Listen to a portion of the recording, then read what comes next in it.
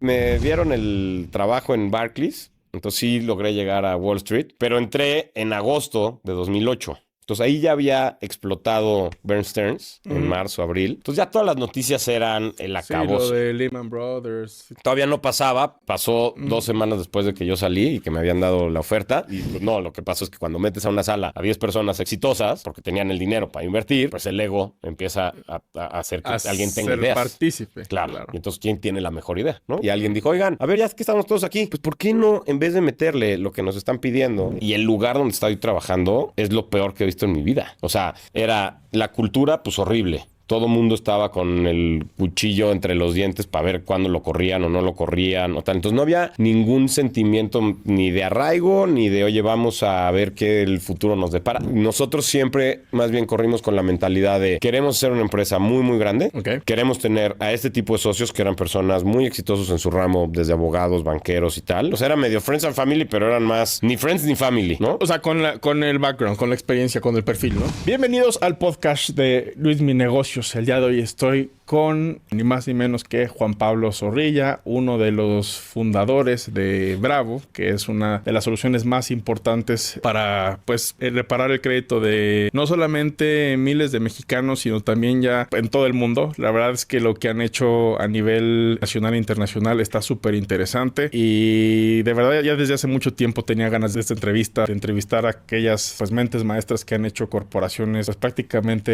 desde cero y que se han levantado. Entonces vamos a encontrar y descubrir esos pequeños secretos. Así que para mí es un honor tener aquí ni más ni menos que a Juan Pablo. Así que bienvenido, Juan Pablo. Luis, mil gracias, ¿no? Feliz de estar contigo, de platicar y pues a ver qué sale, a ver si salen esos secretos. A ver, vamos a hacer lo que se pueda, Juan Pablo. Pues bueno, vamos a empezar platicando un poquito de ti, de tu background y de tu experiencia. De lo que pude investigar, pues eres ¿te puedo decir chavo? Sí, sí, claro. Un chavo muy, muy, muy competitivo, muy tenaz, muy dedicado. Y creo que algo que hay muy dentro de ti es que siempre empiezas con el fin en la mente, ¿no? O sea, como que persigues un objetivo y sobre ese vas. Pero creo que algo interesante fue que como a los 16, 17 años ya sabías más o menos lo que querías, que era estudiar, pues, en una de las mejores universidades del mundo y entrar a Wall Street. ¿Qué nos puedes contar un poco de eso? Sí, como dices, creo que uno de mis atributos, ¿no? O talentos es que soy muy organizado y muy persistente, ¿no? Algunos dirán necio, pero bueno, dependerá del resultado. Me gusta siempre, tenaz, ¿no? me gusta tenaz. Exacto, es más amable. Y me gusta también, pues, planificar mucho. Entonces, sí, a los 16, 17, yo de influencia de gente cercana que yo admiraba, sigo respetando mucho y admirando mucho, que estaba en el mundo de las finanzas, dije, híjole, yo creo que ese es mi camino, por ahí quiero ir, ¿no? Y entonces era un poco el trabajar a la inversa, ¿no? O de reversa, cómo se vería el llegar ahí, qué tendría que hacer. Y entonces ahí empezó el, oye, bueno, si estudio ingeniería complementado con una maestría en negocios, es un mejor combo que tal vez estudiar administración de empresas o Claro. estudiar solo finanzas, ¿no? Que era también una posibilidad. Entonces, siempre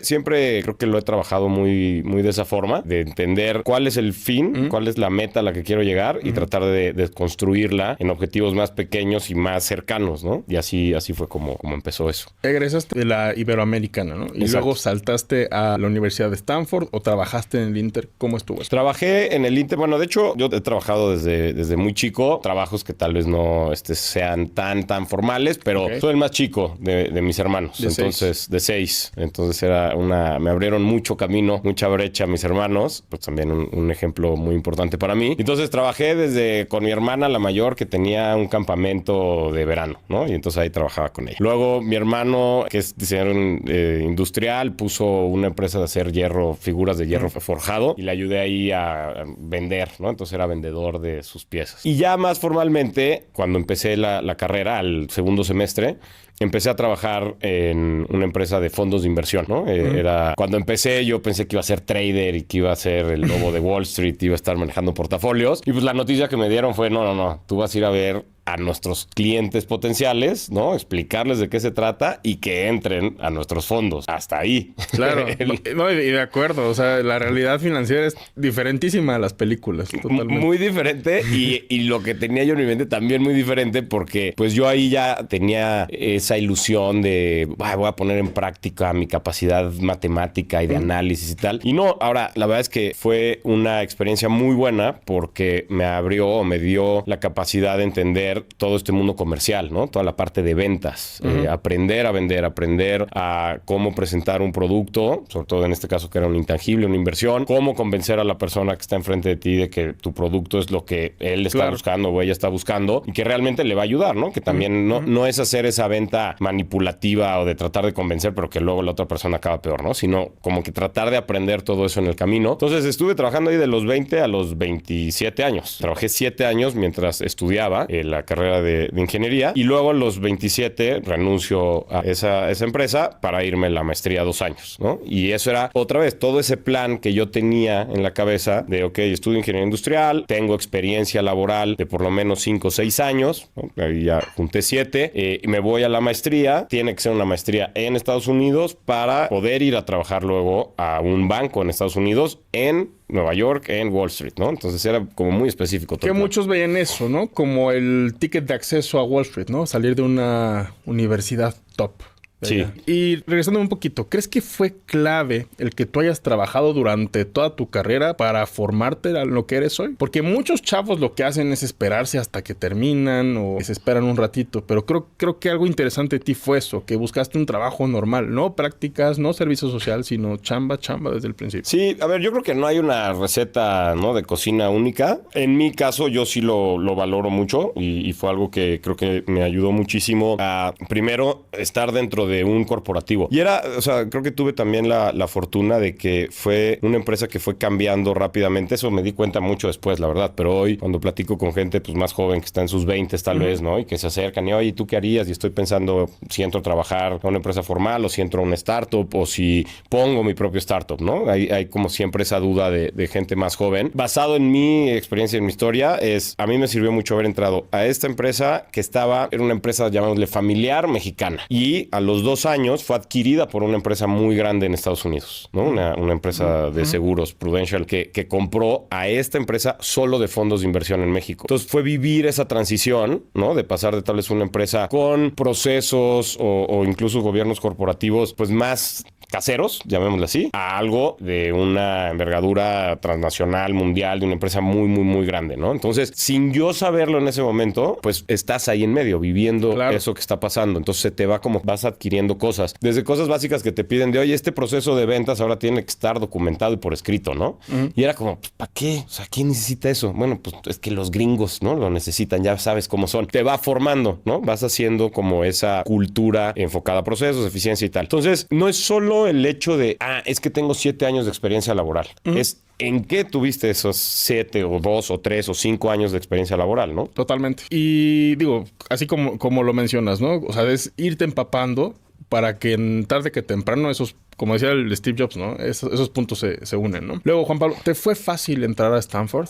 A ver, La neta. Pues es que yo creo que es muy... Cada quien lo puede pintar como quiera, ¿no? Hay sí, gente cada que quien te vive puede su proceso. contar... Pues yo te diría, no, pues sí es difícil, sí es. Okay. Es difícil. Hay creo que muchas circunstancias alrededor de cómo entras o cómo acabas entrando a una de estas universidades. Creo que no hay una sola cosa y sobre todo es una caja negra. O sea, al final del día nunca te explican por qué entraste y mucho menos si no entraste, pues tampoco te explican por qué no, ¿no? O sea, no hay ese feedback. Yo lo que te diría es, para mí, pues sí fue un proceso largo sin considerar la planeación previa, ¿no? Sin considerar que dije, voy a estudiar ingeniería industrial y tengo que estar en el top 1% de mi clase. Pues oye, ¿eso es difícil? Pues sí es difícil. Le tuve que meter mucho trabajo, mucho esfuerzo y tal, y de muchos años, ¿no? No estudié la carrera en 1 año o 2. Entonces, pues eso requiere trabajo, sí, mucho. Oye, voy a estar 7 años de experiencia para tal vez estar con un perfil mejor que el resto de los que está aplicando. Pues también requirió mucho trabajo, ¿no? Claro. Oye, ese perfil de trabajo a mí me permitió, tal vez por esta transición que te decía que vivió esa empresa, crecer mucho más rápido que en otras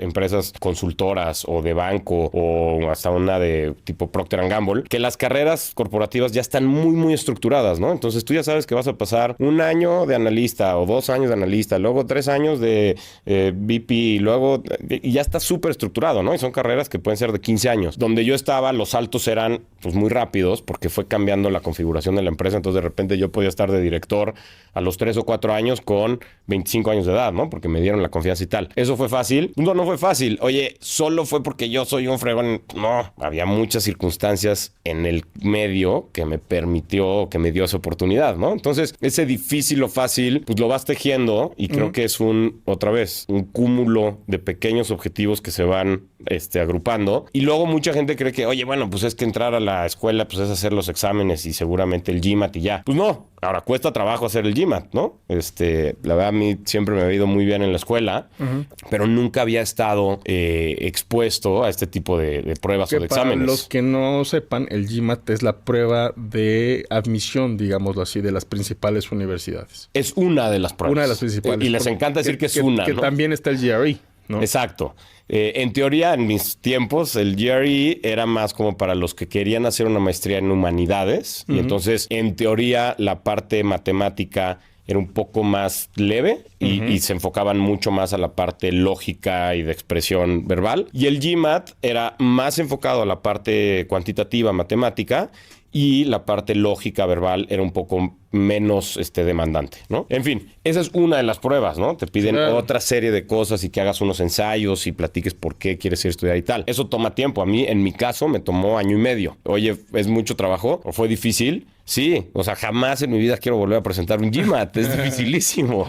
Bueno, pero ya se hizo, ya se pasó, ya todo. Exacto. Entonces, creo que luego muchas veces se ve solo esa foto final y pareciera como que es blanco o negro de, fue fácil o difícil, o entró esa persona porque, no, pues es que ese cuate es un excepcional o es un... No, también hay mucho proceso de por medio. Exacto. E incluso estar ahí también es muy demandante. Sobre todo, como dijiste, si quiero estar en el top 1 de la clase, pues me tengo que meter mis buenas friegas. Sí, que bueno, ya en Stanford no era parte de mi plan y digo, no estuve ni cerca, ¿no? Hubo un par de mexicanos en mi clase, o sea, que sí. ¿Aplicaste a varias universidades? Bueno, yo apliqué a varias universidades, apliqué a 7 universidades. Okay. Porque justo mi plan era irme de maestría. Qué mejor que poderme ir a una de estas grandes universidades. Pero para asegurar o para mitigar el riesgo, ¿no? De no acabar en alguna, yo apliqué a 7 u 8 universidades. Qué interesante. Sí. Pues, y al final fue Stanford.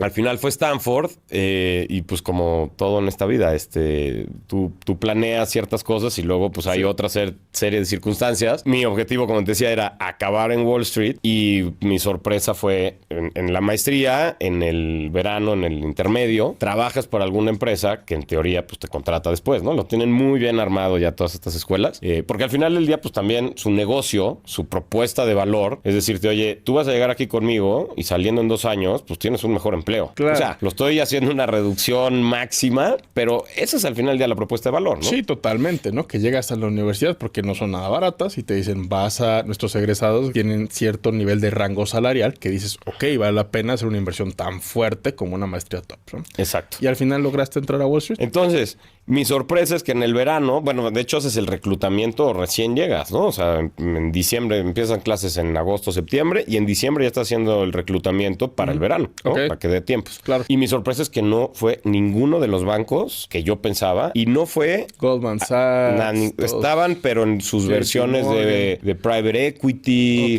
algo de venture capital, porque pues, estás en medio de Silicon Valley y entonces nadie iba a reclutar a Stanford para los bancos de Wall Street. Sí, no, más bien para los de ahí. Silicon Valley, lo que era Silicon Valley Bank, ¿no? Exacto. Entonces, pues para mi sorpresa es, caray, tengo que ir yo a Nueva York, abrirme puertas y hacer mi proceso de reclutamiento allá. Y ahí me ayudó mucho mi cuñado, que él ya estaba ahí, ya estaba trabajando, entonces me ayudó a conseguir entrevistas y tal. Fui a, no sé si 12, 13 bancos. Esto te estoy hablando diciembre de 2007. Pues todavía no estallaba la burbuja, pero yo creo que ya se empezaba a respirar un aire ahí que no estaba tan bueno. Sí, finales de 2007. Y entonces conseguir trabajo, cuando yo iba a las entrevistas me decían, pero a ver, tú estás en Silicon Valley, ¿por qué no te estás metiendo a trabajar a Google, a Meta, a algún venture capital de allá que esté haciendo biotech, que estén haciendo celdas? Que está creciendo fuerte. No, alguna de esas cosas. O sea, ¿por qué no te viniste a estudiar en alguna de las escuelas de acá, no? En YU o Wharton o alguna de estas.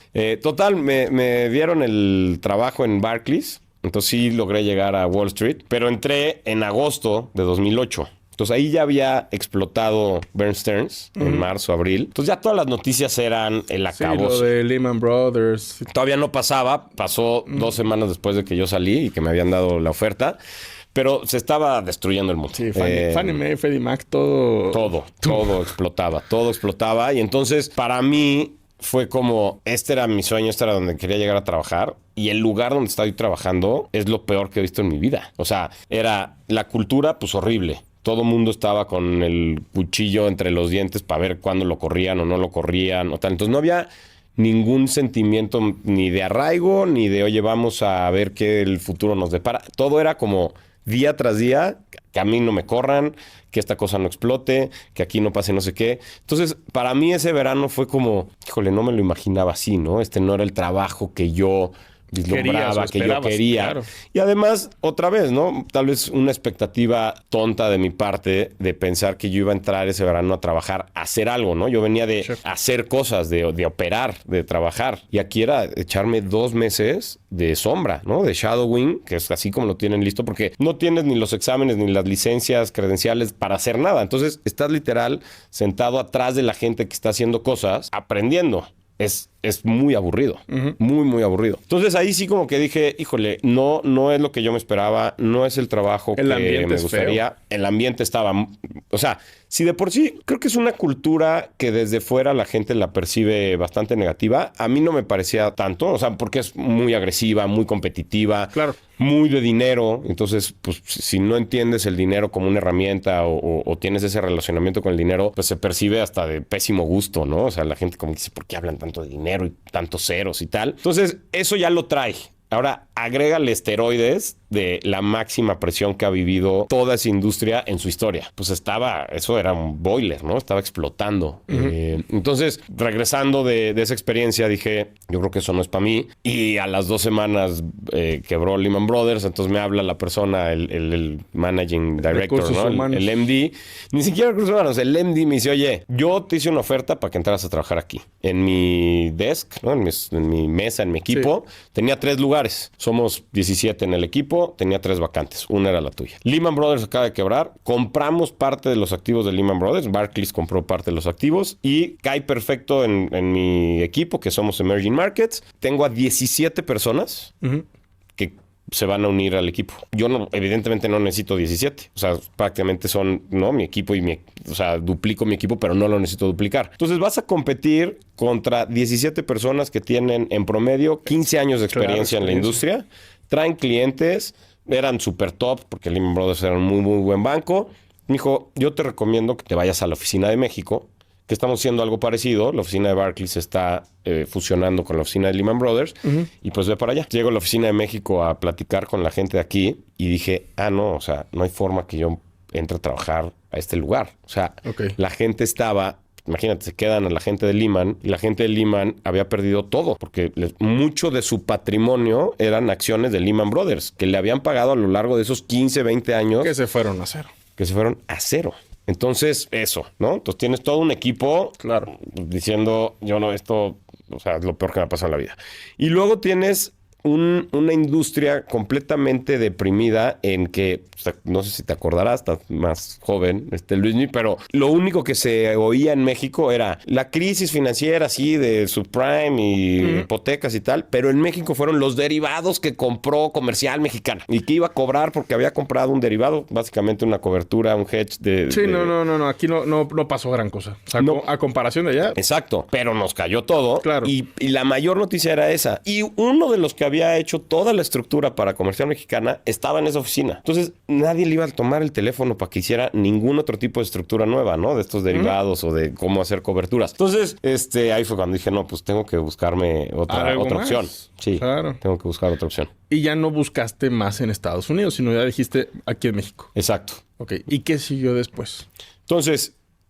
eso fue septiembre de 2008, me quedaba un año de maestría y entonces junto con Javier y otros par de amigos, Javier cofundador de Resuelve, ahora Bravo, empezamos a juntarnos para decir, oye, ¿qué ideas podemos hacer, ¿no? ¿Qué proyectos, qué emprendedurismo? Todavía como estudiantes. Todavía como estudiantes. Ok. Entonces, en ese año habré desarrollado 8 planes de negocio, desde etanol, producción y comercialización de etanol.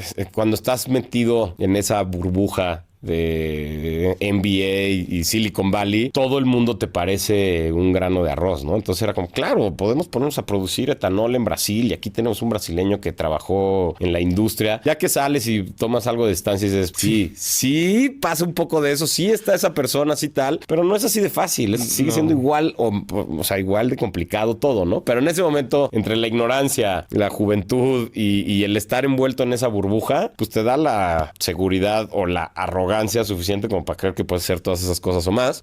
Comida, queríamos hacer unos TV dinners de comida mexicana para mexicanos de segunda y tercera generación allá en Estados Unidos. Entonces era hacer chicharrón en salsa verde congelado, ¿no? Y salimos a hacer encuestas, ¿no? Iba yo a los supers ahí en California a levantar encuestas. O sea, nadie quería chicharrón en salsa verde, ¿no? O sea, mexicanos de segunda generación decían, no, ¿qué es eso? Y sí sé que lo hace mi abuelita, pero cero se me antoja. Ya adoptan más la cultura gringa que... Tal cual. Que la misma. Entonces así pasamos por varios y llegamos a la idea de reparación de deuda, ¿no? Es todo este modelo de cómo ayudar a las personas que estaban en un problema de sobreendeudamiento para que a través de sus propios medios, ¿no? Con sus propios recursos, creando un ahorro, pudieran liquidar su deuda. ¿Y cómo se les ocurrió? Porque yo me pongo en tu lugar y digo, creo que el último negocio que se me ocurriría es poner una empresa de reparación de deudas. ¿Lo vieron en algún caso de estudio en Stanford? ¿Cómo fue? Justo, son ese cúmulo de circunstancias, ¿no? Entonces, Javier y yo y otro amigo Frank coincidimos en una clase de un profesor, Darrell Duffy, que era así una eminencia porque fue de los primeros en inventar estas estructuras como de derivados. Siempre el término suena muy locochón, pero es básicamente como tener, y no sé si valga la pena explicarlo, pero... Derivados financieros, exacto, tienes algo correlacionado a lo que quieres cubrir. Sí, valor subyacente. Y entonces tienes mucha ingeniería financiera de por medio que este cuate había creado, ¿no? Okay. Entonces tenía una capacidad de modelos financieros impresionante y nos metimos a su clase. Todas las clases, martes y jueves, arrancaba diciendo, el mundo se acabó. Esto es el apocalipsis, ¿no? O sea, todo 2008 y primera parte de 2009, él decía, esto ya se acabó. O sea, la bomba ya había tronado. Ya había tronado y entonces decía, pero seguía a IG, General Motors. General Motors era, no sé si lo ponías en términos de economía global, que no sé si el país 20 o 25 del mundo de lo grande que era, ¿no? O sea, era el GDP de la economía número 25 del mundo y estaba reventada. Entonces, todo el tiempo nos hablaba de eso, ¿no? Entonces, como que decías, él creía que íbamos a regresar casi que al trueque, ¿no? O sea, una visión apocalíptica que creo que pasa mucho con la gente que tiene un conocimiento tan profundo de algo tan específico que como que ve las cosas y dice, esto ya no hay forma que se sale del libro. Entonces fue ese. Luego, veías, porque pues sí, en la economía de a pie, pues sí la gente no estaba pudiendo pagar sus tarjetas de crédito porque había desempleo, porque se subieron las tasas, por varias cosas. Entonces veías anuncios en la tele, todavía Netflix te mandaba discos, no era streaming, pues veías en la tele anuncios de si tienes problemas de deuda que no puedes pagar, llámanos y nosotros te lo resolvemos, ¿no? En Estados Unidos. En Estados Unidos. Y yo lo veía y decía, híjole, esto es como, no sé si viste Breaking Bad, ¿no? Y luego estaba la serie esta de Better Call Saul. Pues yo decía, híjole, parecen de estos abogados de si te cayó el anuncio luminoso, llámanos y le bajamos $1 millón, ¿no? A la marca, ¿no? Que son... Ajá. Entonces, parecía así. Entonces yo decía, bueno, pues esto es una toma de pelo o son estos abogados que hacen este tipo de faramayas. Pero lo empecé a ver cada vez más y más y más porque sí, pues había toda una necesidad de gente que tenía deudas en tarjetas de crédito que no podía pagar y no sabía qué hacer. Apocalipsis con el profesor. Y luego, en esa clase, uno de nuestros compañeros presenta lo que hizo en el verano, ¿no? Y así como yo trabajé en Barclays, Javier trabajó en un fondo de private equity brasileño en GP. Este cuate trabajó en una empresa que se llamaba Freedom, que hacía esto. Entonces, Freedom era una empresa, un corporativo bien grande que se dedicaba a ayudar a personas, lo que nosotros hacemos, ¿no? Tal cual. Entonces, platicó su experiencia y como que ahí hizo clic. Para mí, yo dije, no es el abogado metido en su despachito de 2x2. Martínez Asociados. Cero. O sea, es una empresa atrás que está haciendo todo un proceso industrial y ellos habían empezado en el 2001, 2002 con toda la crisis del .com.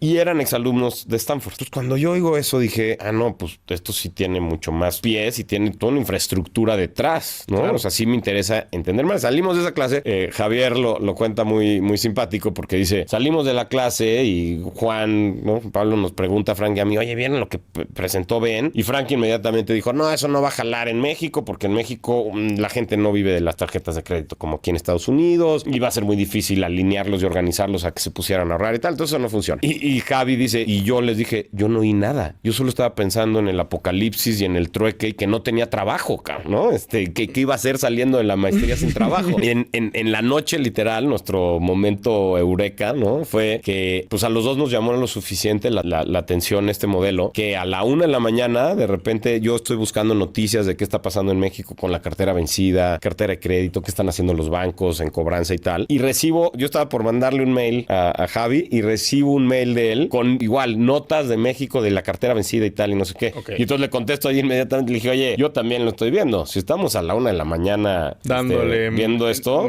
Horas extras que aquí hay algo. Exacto. O somos unos nerds que no tienen absolutamente nada que hacer en este mundo, ¿no? Entonces ya nos vimos al siguiente día y dijimos, oye, hagamos un plan de negocios con esto, ¿no? Con esta idea. Y luego, a ver, hacen el plan de negocios, acaban la maestría, se gradúan, les dan sus títulos, se vienen para México. ¿O qué sigue? Sí, tal cual. O sea, nosotros hicimos el plan de negocios los últimos 3 meses de la maestría, que además pasa algo pues muy particular, o no sé si tan particular, pero ya estás al final de la maestría. Entonces, la mayoría de los alumnos ya cubriste todos tus créditos, ya no hay esa posibilidad de que repruebes o te saquen o algo, ¿no? Ya estás totalmente cubierto. Aprobado. Ajá. Aprobado. Entonces, esos 3 meses, pues muchos los aprovechan como del último, o sea, casi sabático, ¿no? Último relax. Y en California, pues estás en primavera, plena primavera. Entonces, el clima es espectacular, ¿no? Todos los días de sol, así, cielo azul. La escuela tiene un campo de golf impresionante. Entonces, como que todos nos decían, ¿qué hacen metidos en la biblioteca haciendo su plan de negocios? O sea, más les vale que este no sea como el de Tanol y que se acabe en un cajón, porque se están perdiendo lo mejor de lo mejor, ¿no? De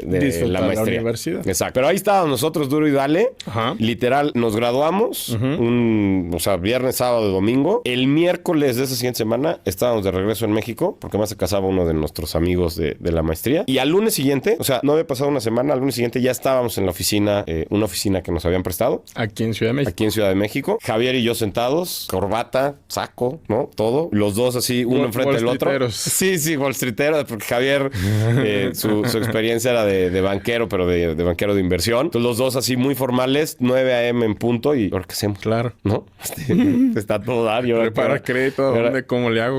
¿Qué hacemos? Y pues ya ahí empezamos, como que en paralelo hicimos 2 cosas. Uno, nuestra ronda de levantamiento de capital, ¿no? De Friends and Family. Ok.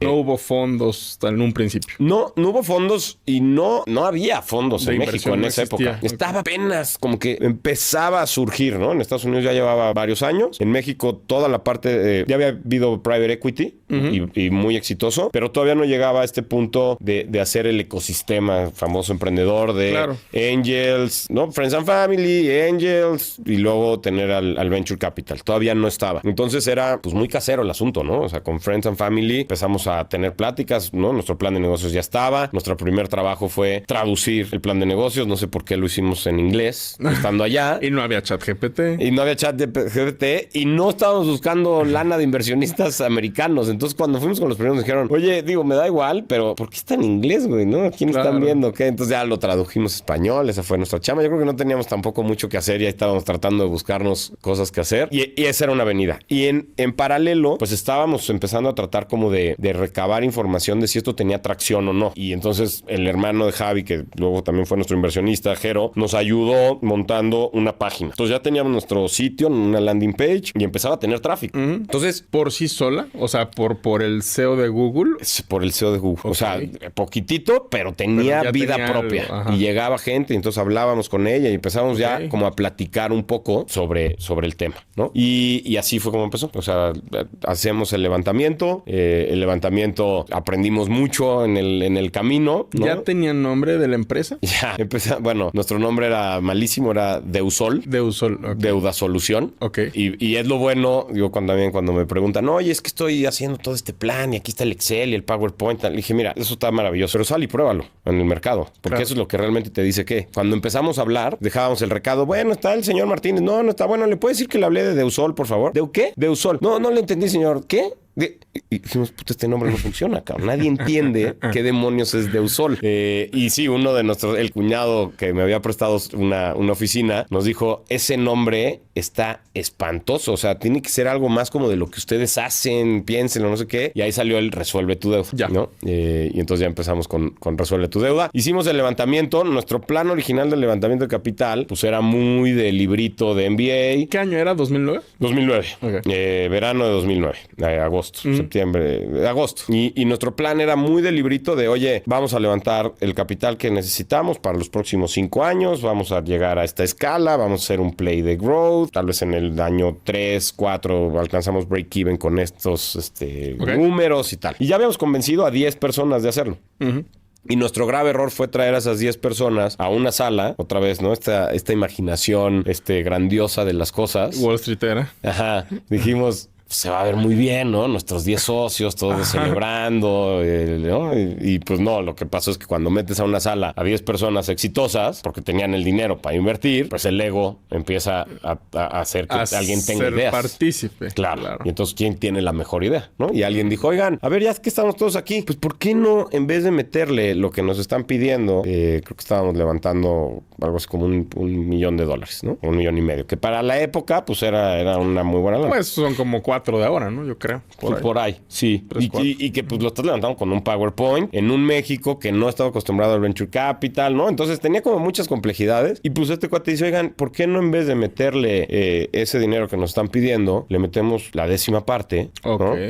Y hacemos un piloto. Y con esos $100,000 o $150,000, pues estos, Juan Pablo y Javier, ponen 3, 4 espectaculares. Así es, literal. Entonces fueron $100,000 entre 10 personas. Sí, no, porque pues todo el mundo salió diciendo, pues qué buena idea, está buenísima. Cero riesgo casi. Pues sí. Y si no final, jala... Porque estás de acuerdo que son $10,000 para esos tiburones con sus chicles. Pues sí, ¿no? Y entonces fue como, caray, ya se nos acaba de complicar. ¿Y dieron ustedes mucho equity en ese momento? Dimos bastante equity por esa cantidad, por el piloto. Y lo peor del caso es que cuando terminó el piloto, que jaló muy bien, pues no ajustamos ni evaluación, ni oye, entonces ahora el dinero que entra, pues te toca menos y entonces yo me diluyo menos. Ya no ajustamos nada. Ahora, es importante decir, porque si lo cuento así parece como, oye, estos cuates, qué onda, ¿no? Qué mala onda. Y no, la verdad es que fueron grandísimos inversionistas. Nosotros siempre más bien corrimos con la mentalidad de queremos ser una empresa muy, muy grande. Okay. Queremos tener a este tipo de socios que eran personas muy exitosos en su ramo, desde abogados, banqueros y tal. O sea, era medio friends and family, pero eran más ni friends ni family, ¿no? O sea, con el background, con la experiencia, con el perfil, ¿no?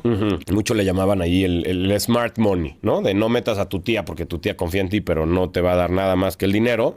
Mete a gente que te puede ayudar con más cosas. Entonces fueron grandes inversionistas y eso permitió que desde el principio tuviéramos como pues esta claridad de cómo crecer la empresa, de ser muy ordenados, de, en fin, muchas cosas y de luego de usar también su network, ¿no? Nos abrieron las puertas de muchos lugares. Y al final sí entraron los 10. Al final, el que propuso esta idea no entró. Ah. Ya se desapareció del mapa. Okay. Pero sí entraron 10 y con esos 10 inversionistas pusieron la inversión posterior una vez que pasó el piloto, que nos había ido bien, y ya de ahí nos fuimos para adelante, ¿no? Oye, Juan Pablo, ¿y cómo fue ese piloto? ¿Qué hicieron? ¿Cómo lo lograron? ¿Fueron a negociar directamente con instituciones financieras? ¿Cómo llegaron sus primeros clientes? Esos primeros pasos. Cuando arrancamos, y otra vez 2009, muy jóvenes, muy ignorantes, el piloto consistía en justo probar como varias partes del viaje del cliente, ¿no? Sí. Ya habíamos demostrado que sí había interés y que sin meterle un centavo de marketing, de nada, llegaba gente a nuestra landing page, ¿no? Entonces había gente buscando una solución que no había en el mercado. O sea, había ahí una demanda. Había una demanda que nadie estaba atendiendo. Segundo, yo venía de todo este mundo comercial de ventas, de fondos de inversión, de manejar una fuerza de ventas y tal. Entonces, la segunda prueba era ver si efectivamente, si le metíamos marketing, subía ese tráfico y si después ese tráfico lo podíamos convertir en clientes. Y ya una vez convertido en cliente, si efectivamente teníamos la capacidad de que ese ahorro fuera constante, o sea, que la gente pusiera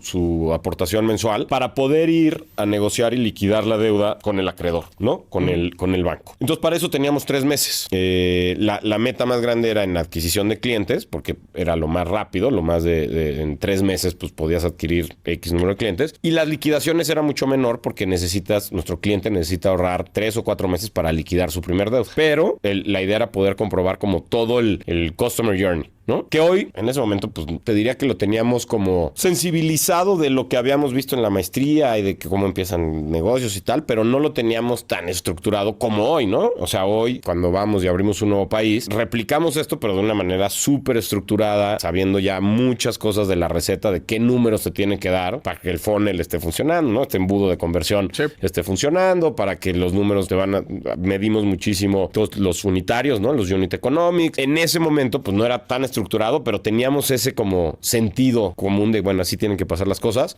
y nos va muy bien, ¿no? Nos va muy bien en la adquisición. Entonces se demuestra que tiene mucha atracción el producto como tal. Había ese famoso product market fit y había esa atracción de que sí el mercado estaba demandando un servicio. Entonces ahí pues nos emocionamos todos, ¿no? De, oye, esto sí camina, esto sí jala. Reorganizamos el plan de negocios para ver si podíamos incluso capturar más de ese mercado, crecer más rápido, y ahí fue cuando hacemos un levantamiento de capital con los mismos socios, un poco más grande, y empezamos ya a acelerar muchísimo la adquisición y luego todo el trabajo con los clientes. Ya, ¿no? Con el negocio probado. Ya con el, pues no probado al 100, pero con este piloto que nos había dado muy buenas sensaciones de cómo que al final le dio seguridad a los inversionistas, Totalmente. Y yo hoy también, ¿no? Platicando con emprendedores o con gente que está pensando en emprender, pues mucho de lo que les digo es, oye, en mi experiencia, más allá de salir a levantar capital solo con un plan de negocios, por mejor hecho que esté, pues vas a tener una validación mucho mayor si ya hiciste algo, ¿no? Aunque sea pequeñas partes del funnel que puedas demostrar que ya hay una cierta atracción, un cierto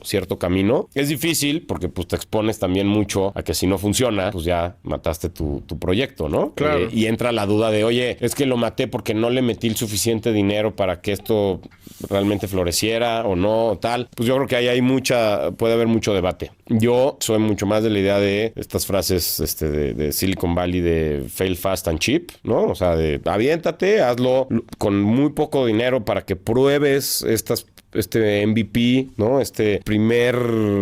Primera versión de tu producto, muy, muy sencillo, no tiene que ser con muchísima gente, no tienes que meterle mucho dinero. Y si eso tiene tracción y funciona, pues entonces ya te vas para adelante, ¿no? Totalmente. Ese enfoque es buenísimo. Fail fast and cheap. Porque muchas personas creo que son demasiado obstinadas, ¿no? Como tiene que pegar y no pega. Sí. Cuando realmente yo creo que el éxito en buena parte está en que estés buscando constantemente qué está creciendo y dónde tienes que meter toda la apuesta. Tal cual. Y lo veo luego mucho con, por ejemplo, en la parte de tecnología, desarrolladores o que están haciendo algún tipo de app. Se aventan luego un año de desarrollo creando ese modelo de negocio, esa app que creen que va a cambiar el mundo, y lanzan el app después de un año de trabajo, de todo lo que tuvo de inversión, de dinero y tal, y no habían testeado nada con el mercado, ¿no? Para saber si efectivamente ese mercado quería esos features que tú le estás ofreciendo, o esa app, o esa solución, y la lanzan y nada, ¿no? Claro. Y ya perdiste todo un año. Entonces yo creo que hay formas de hacerlo mucho más barato y más rápido. Oye, Juan Pablo, y una duda que surge mucho, sobre todo en las personas y que a mí me escriben a diario es, ¿dónde está el negocio de una reparadora de crédito? O sea, ¿cómo ganan dinero, en pocas palabras? Entonces, como te platicaba, y tal vez lo más fácil es poner un ejemplo de cómo lo hacemos para luego explicarte cómo cobramos. Entonces, tú tienes o tenemos nosotros nuestro cliente típico en México. Es una persona que debe 180,000 pesos en tarjetas y préstamos personales. Que es muy, pues tristemente es algo muy habitual. Pues sí, a ver, todo está en cómo lo dimensionas. Yo de lo que he estudiado, por ejemplo, 70% de las personas en México que tienen tarjeta de crédito pagan el mínimo, lo cual los pone en una situación vulnerable para llegar a ese punto. O sea, esos están como en la antesala, ¿no? Tienes estos, vamos a llamarle 4 diferentes tipos de personas. Tienes el que es totalero, paga el total de su tarjeta. 3 de cada 10 que usan tarjeta. Ajá. Después tienes el que paga más del mínimo, pero no el total. Ok. Que ahí hay otro grupo. Luego tienes al que paga solo mínimos, o sea, llega rayando. Y luego tienes al que ya no paga, que ya no le alcanzó para pagar. Ese que ya no le alcanzó para pagar, cuando revisas la data pública de la CNBV, el número, ¿no?, que nos da es de más o menos el 10%, redondeando, ¿no?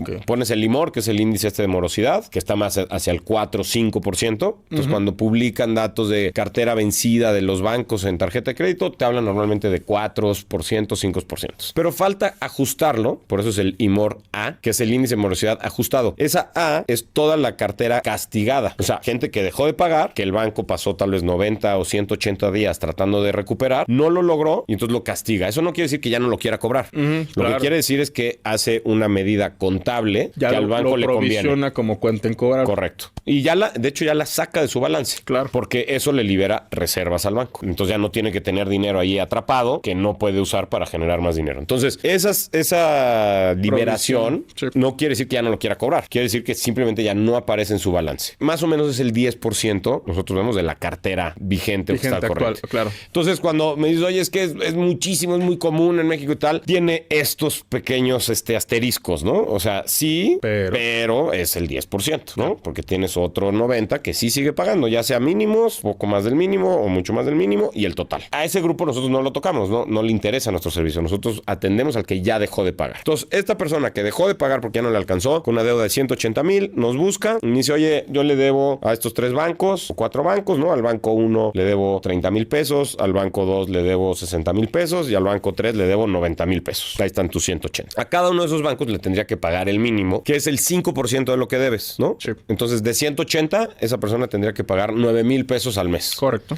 Es mucho más fácil verlo cuando ya lo agrupas, ¿no? Muchas de estas personas creen que no se ha dado ni cuenta que tenía que pagar 9,000, porque su fecha de corte y su fecha límite de pago pues, tiene 15 días de diferencia. Entonces, como que va en el trote de la deuda, ¿no? La va surfeando y cree que porque una corta el 25 y la paga el 10 del siguiente mes, pues ya no le cae en el mismo mes. Pero cuando lo agrupas, esta persona está pagando 9,000 pesos al mes solo para los mínimos. Claro. ¿No? De sus 3 bancos en este ejemplo. Exactamente. Y entonces, esta persona que nos busca, cuando le hacemos este esquema, le decimos, mira, tú estás pagando 9,000, ¿cuál es tu ingreso? Pues su ingreso ronda sobre los 15. Santo Dios. Entonces, tienes una persona que está destinando el 60% de su ingreso para solo cubrir los mínimos. Pues por supuesto que tronó, por supuesto que reventó. O sea, la definición de una persona sobreendeudada es aquella persona que destina más del 30% de su ingreso para pagar la deuda. Y ni siquiera la deuda, intereses. Correcto, porque cuando haces la matemática de la tarjeta de crédito, ese pago mínimo, ese 5% que pagas de pago mínimo, el 95%, o sea, imagínate que pagabas 9,000 de mínimos, 8,500 pesos son intereses. Total. Solo 500 pesos van a capital. Entonces te vas a pasar 20, 25 años pagando esa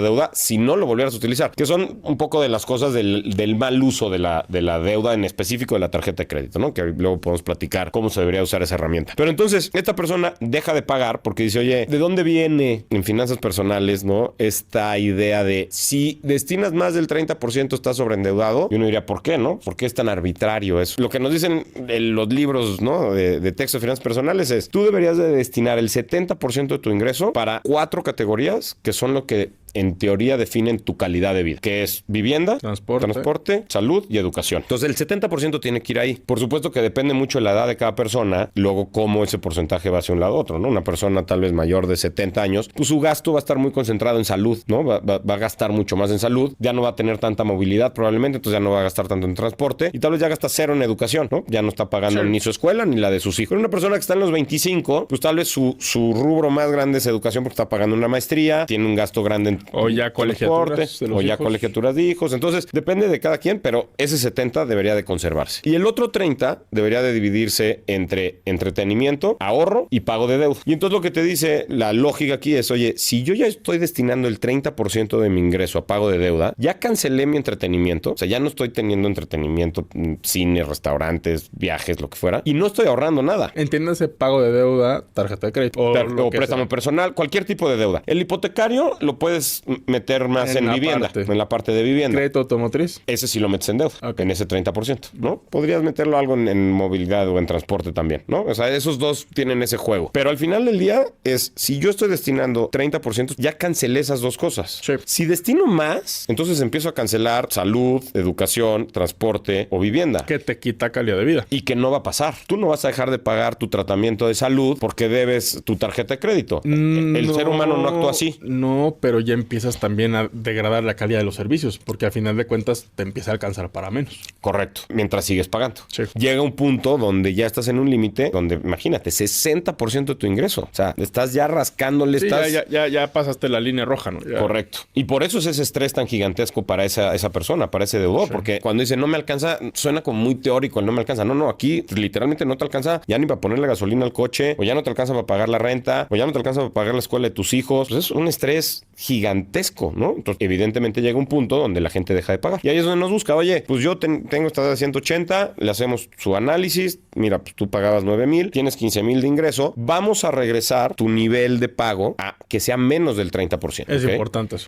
Es lo que se conoce como un payment relief, ¿no? O un alivio de pago. Y entonces, normalmente nosotros hacemos un plan de liquidación con nuestro cliente, nos sentamos, vemos su presupuesto, tal, y decimos, mira, ahora ya no te alcanzó para pagar los 9, pero sí te alcanza para ahorrar 4,500 pesos, ¿no?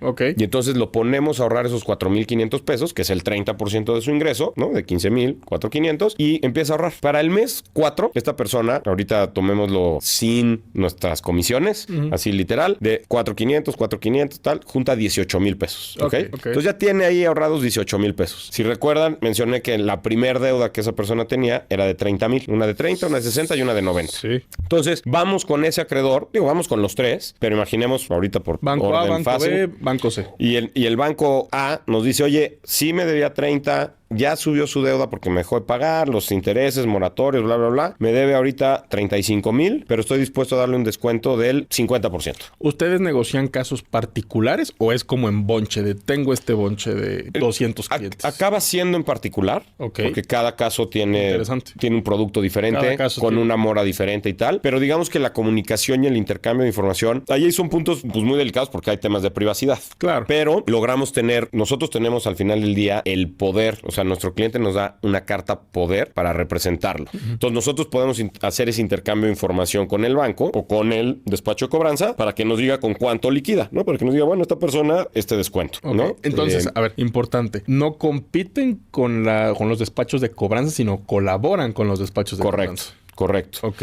Porque al final del día nosotros, el proceso es muy diferente. El proceso es yo estoy ayudando a esta persona a que reúna, a que acumule, a que junte ese dinero para liquidar. Porque ¿qué es a lo que se enfrentan bancos y despachos de cobranza? Llegan y te dicen, oye, Luismi, me debías 60,000 pesos. Págame 30 y ya, ahí muere. Sí, eso sí pasa. Y Luismi o nuestro cliente le dice, pues es que si tuviera los 30 disponibles, te hubiera estado pagando el mínimo. Claro. No tengo 30. Está buenísimo tu descuento. Me encantaría. Pero no tengo. No los tengo. Nosotros lo que hacemos es que estas personas sí lo tengan. O sea, lo vamos programando, los vamos ayudando a ahorrar para que lo tengan. O sea, pero ustedes no le prestan. Ahí no. Entonces, esta persona junta esos 18,000, tiene una deuda de 30 que se convirtió en 35. Le dan 50% de descuento. Como tiene los 18, liquidamos la primera deuda. Y así seguimos con la siguiente, ¿no? Sigue ahorrando. Imagínate que ahorra, no sé, 8 meses. Va a tener acumulados 36,000 pesos. De la deuda de 60, logra liquidar con esos 36 y así finalmente la tercera. Entonces, en primera instancia es un plan que se negocia con la institución financiera, ¿no? Que el cliente ya lo tiene, enfocado a que el cliente empiece a generar ese ahorro. Correcto. Ahora, pregunta interesante. ¿Cómo te aseguras de que esta persona que esté endeudada, que tiene problemas para pagar esas tarjetas, cumpla su plan y que no mientras está en ese plan te saque otra tarjeta, te pide un préstamo por fuera o que ese ahorro que empiece a hacer se lo chute? Ok, buenísimas preguntas todas. Y las voy a ligar también a cómo cobramos, que era la pregunta original. Entonces, ya tienes a esta persona que está ahorrando, ya liquidó su primera tarjeta y tal. Oye, ¿cómo no se endeuda más? Bueno, como esa persona dejó de pagar, está marcada de manera negativa en buró. Claro. Entonces, nadie le va a dar un crédito. Nadie... Bueno, ¿quién llamemos sabe? instituciones es formales. Que ya ahorita... Sí llega a pasar, pero las menos. Son los menos. Y en realidad nosotros de nuestros clientes te diría que pues vemos cero, ¿no? Y cómo fortalecemos esto hablando mucho con nuestro cliente, que va a esa segunda parte, ¿no? Oye, ¿cómo te aseguras que no cuando juntó ya X suma se lo lleva? Y esas eran preguntas que nos hacían nuestros mismos inversionistas cuando presentamos el modelo, ¿no? Decían, oye, no, pero es que este cliente tuyo es un irresponsable, mal administrado. Cuando vea 18,000 pesos juntos se los va a querer llevar para la fiesta de 15 años, para el viaje, no sé qué. Tampoco es así, no es cierto. O sea, hay de todo, pero yo te diría, el 80% de nuestros clientes no fue así. Fue un cúmulo de circunstancias, de tal vez malas decisiones, sí mala administración que se fueron acumulando, pero de entrada es una persona que tiene voluntad de pago, si no nos estaría buscando, ¿no? Claro. Si no buscaría una solución. Total. Es una persona que tiene una capacidad de pago porque está pudiendo ahorrar 4,500 pesos al mes. No tiene la capacidad de lo que se sobreendeudó, pero sí tiene una capacidad de pago, ¿no? Y entonces con esa mentalidad de voluntad y capacidad es que nosotros le ponemos este plan enfrente. Tenemos un equipo muy vasto de gente de servicio a cliente, servicio postventa, que son ese aliado o ese asesor que le está está hablando al cliente para recordarle la importancia de su ahorro y la importancia de cómo esto va a impactar su vida cuando liquide su deuda, ¿no? Okay. Eso lo hemos ahora acompañado mucho con tecnología y con toda la parte de inteligencia artificial que, ¿no?, tuvo todo este boom. Utilizamos parte de esas herramientas. Creo que todavía falta mucho camino por seguir y sobre todo en nuestro caso con nuestro cliente, que, y aquí un paréntesis, nuestro cliente está enfrentando un problema muy, muy grave, ¿no? O sea, tan grave como cualquier problema de salud que pudieras tener, ¿no? A ese nivel de gravedad. Pues tú dile a alguien que tiene un diagnóstico de cáncer o que tiene un diagnóstico de problemas en el hígado y tal, pues que vea 3 videos en YouTube y le dé 3 clics y compre la receta que le vamos a dar y con eso va a curar. Pues nadie dice, no, pues yo quiero ver a un doctor, que ese doctor me diga y que me haga análisis y tal. O sea, nuestro servicio está en esa línea, en esa categoría. Claro, en personalizado. Y que necesitas hablar con una persona, que te dé confianza, ¿no? Entonces, a pesar de que existe la tecnología y podríamos automatizar partes importantes de todo el proceso, no lo hacemos porque nuestro cliente no está listo o no quiere eso, porque del otro lado tampoco está haciendo una cobranza robotizada, ¿no? Te está hablando una persona que luego tiene tácticas pues bastante duras, ¿no? O agresivas de cómo cobrar. Entonces, ¿cómo nos aseguramos que no tenga otro crédito? Bueno, pues es más bien inherente a que en el buró está marcado negativo y no debería de pasar y no pasa en términos generales. ¿Cómo nos aseguramos que no se lleve su dinero? Donde ahorra es una cuenta que está a su nombre, personalizada y tal, pero que tiene ciertas limitantes de mover. No es una cuenta completamente abierta donde puede retirarlo si se le antoja y a 3 clics, ¿no? ¿En qué institución financiera está? En México, nosotros tenemos una SOFIP desde 2014. Ok. Se pusieron muy de moda después, sobre todo con Nubank, ¿no? Okay. Pero bueno, desde 2014 tenemos una SOFIPO. Eso nos permitió integrarnos verticalmente para nosotros poder manejar, administrar el ahorro del cliente y pues justamente que no fuera tan inmediato, tan fácil el, ya junté ese dinero, no, me lo llevo. No, está ahí. Sí te lo puedes llevar si es tuyo, pero pues obviamente siempre te recomendamos que no, que lo uses para lo que lo planeaste, que es liquidar tu deuda, ¿no? Okay. Entonces hay ciertas limitantes y eso va acompañado de este equipo de profesionales que te están recordando mes a mes, que te están llevando de la mano mes a mes, semana a semana, de oye, mira, así se ven tus liquidaciones, así estamos negociando tus descuentos, en X tiempo vas a poder liquidar esta deuda con 70% de descuento, te conviene seguir ahorrando, mucho seguir como estos esquemas de motivación para que el cliente siga súper enganchado, comprometido en continuar su ahorro y acabar liquidando todas sus deudas, ¿no? Pregunta, ¿ese ahorro del cliente le genera intereses al cliente? No le genera interés al cliente. Es un ahorro que en promedio lo estamos retirando cada 3 o 4 meses. Ok. Entonces... o sea, es muy corto plazo. Es de muy corto plazo y es de un monto pues relativamente pequeño por la liquidación con los bancos. Entonces, derivado de eso y de preferir tener la flexibilidad y la liquidez inmediata para liquidar cuando hay un descuento que puede aprovechar el cliente, es que no se queda en un nivel de inversión y no le genera rendimientos al cliente. Entonces, a ver, el proceso es el siguiente. Llega un cliente que también investiga algo interesante. Hablan o piden mucho de un umbral de 50,000 pesos en deudas. Si alguien tiene una tarjeta con deuda de 20,000, 30,000 pesos o 2 tarjetas, ¿no aplica para sus servicios? No aplica y ahí lo que pasa, Luismi, es esto que te decía. O sea, como es un nivel personalizado, ¿no? Esta atención personalizada de uno a uno, pues es un servicio costoso. Okay. O sea, nuestra infraestructura es costosa. Nosotros, y finalmente llego a la respuesta de cómo cobramos. Nosotros cobramos un fee, un honorario, que para alinearnos completamente a nuestro cliente y a su objetivo, lo que hemos hecho es 2 cosas. Uno, es un porcentaje de la deuda. O sea, nosotros no cobramos un fee o un honorario fijo, ¿no? Sino es, dependiendo cuánto debes, es lo que te cobramos, un porcentaje. Y luego, el formato en que cobramos ese honorario es una inscripción,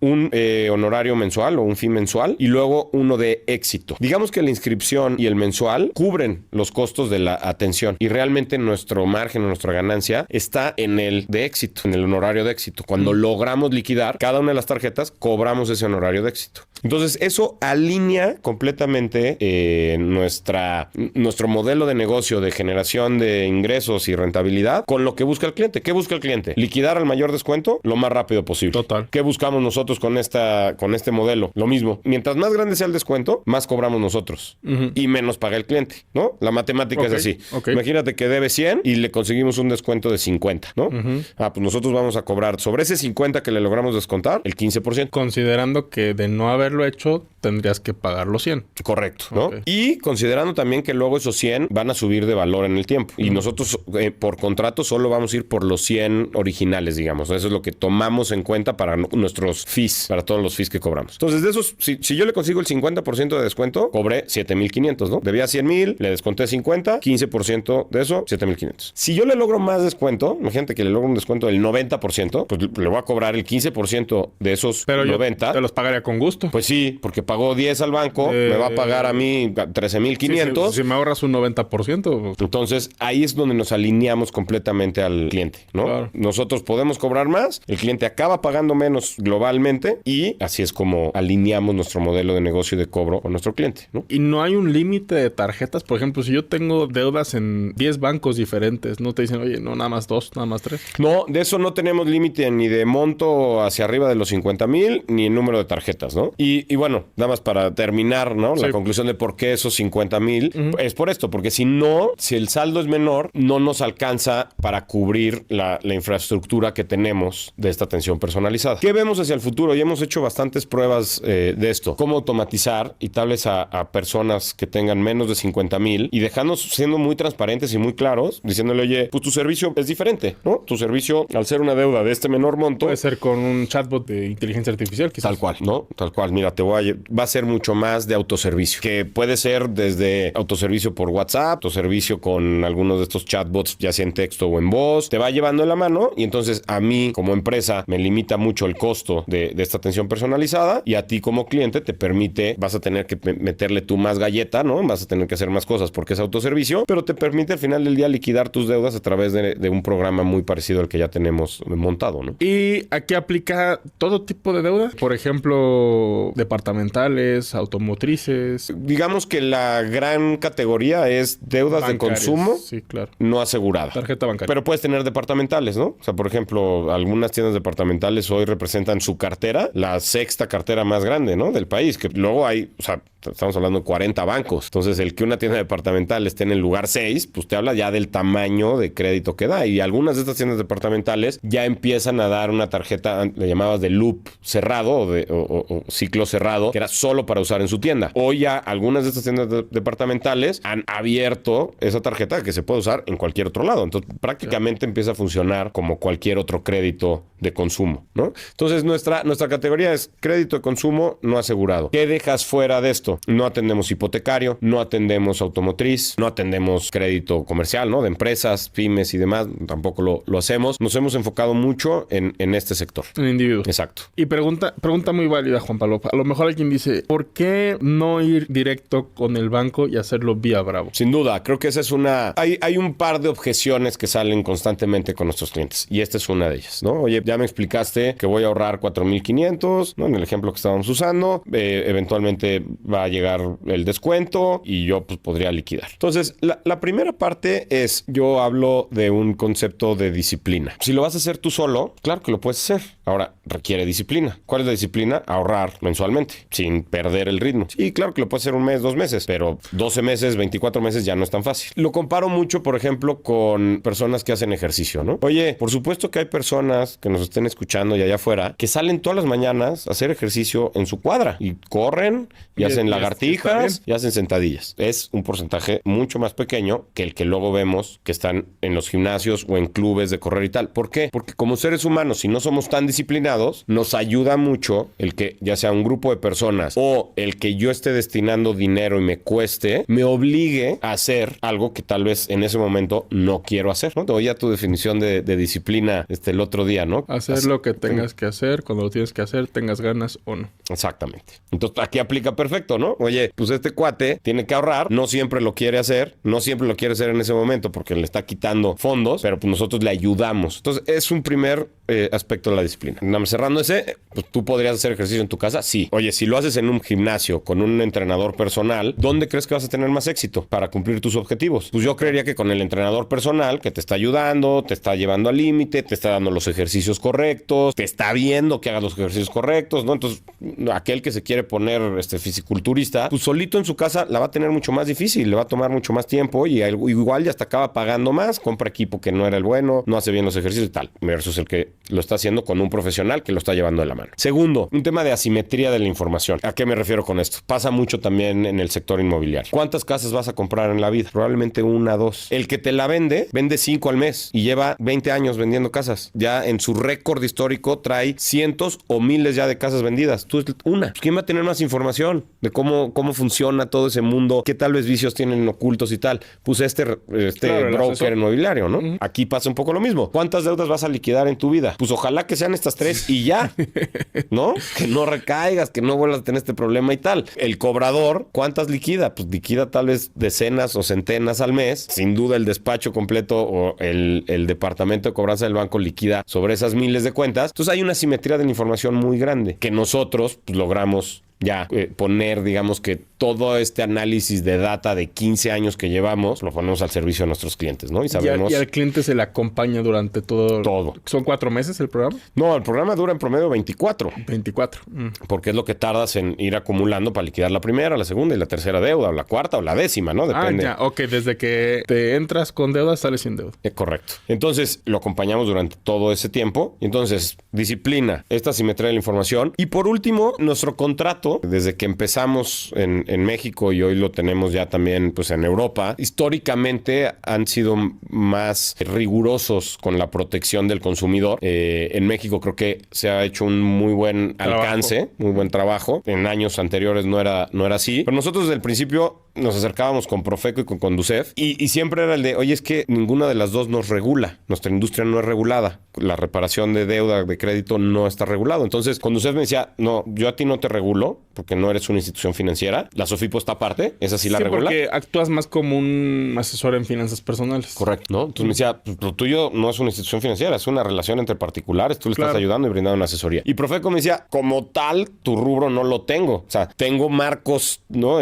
Contratos marco para tintorerías, pero no tengo contratos marcos para una empresa como tú, ¿no? Entonces era difícil. Finalmente logramos incluso inscribir nuestro contrato con Profeco y las recomendaciones que nos hacían es, tiene que haber cláusulas pro consumidor, ¿no?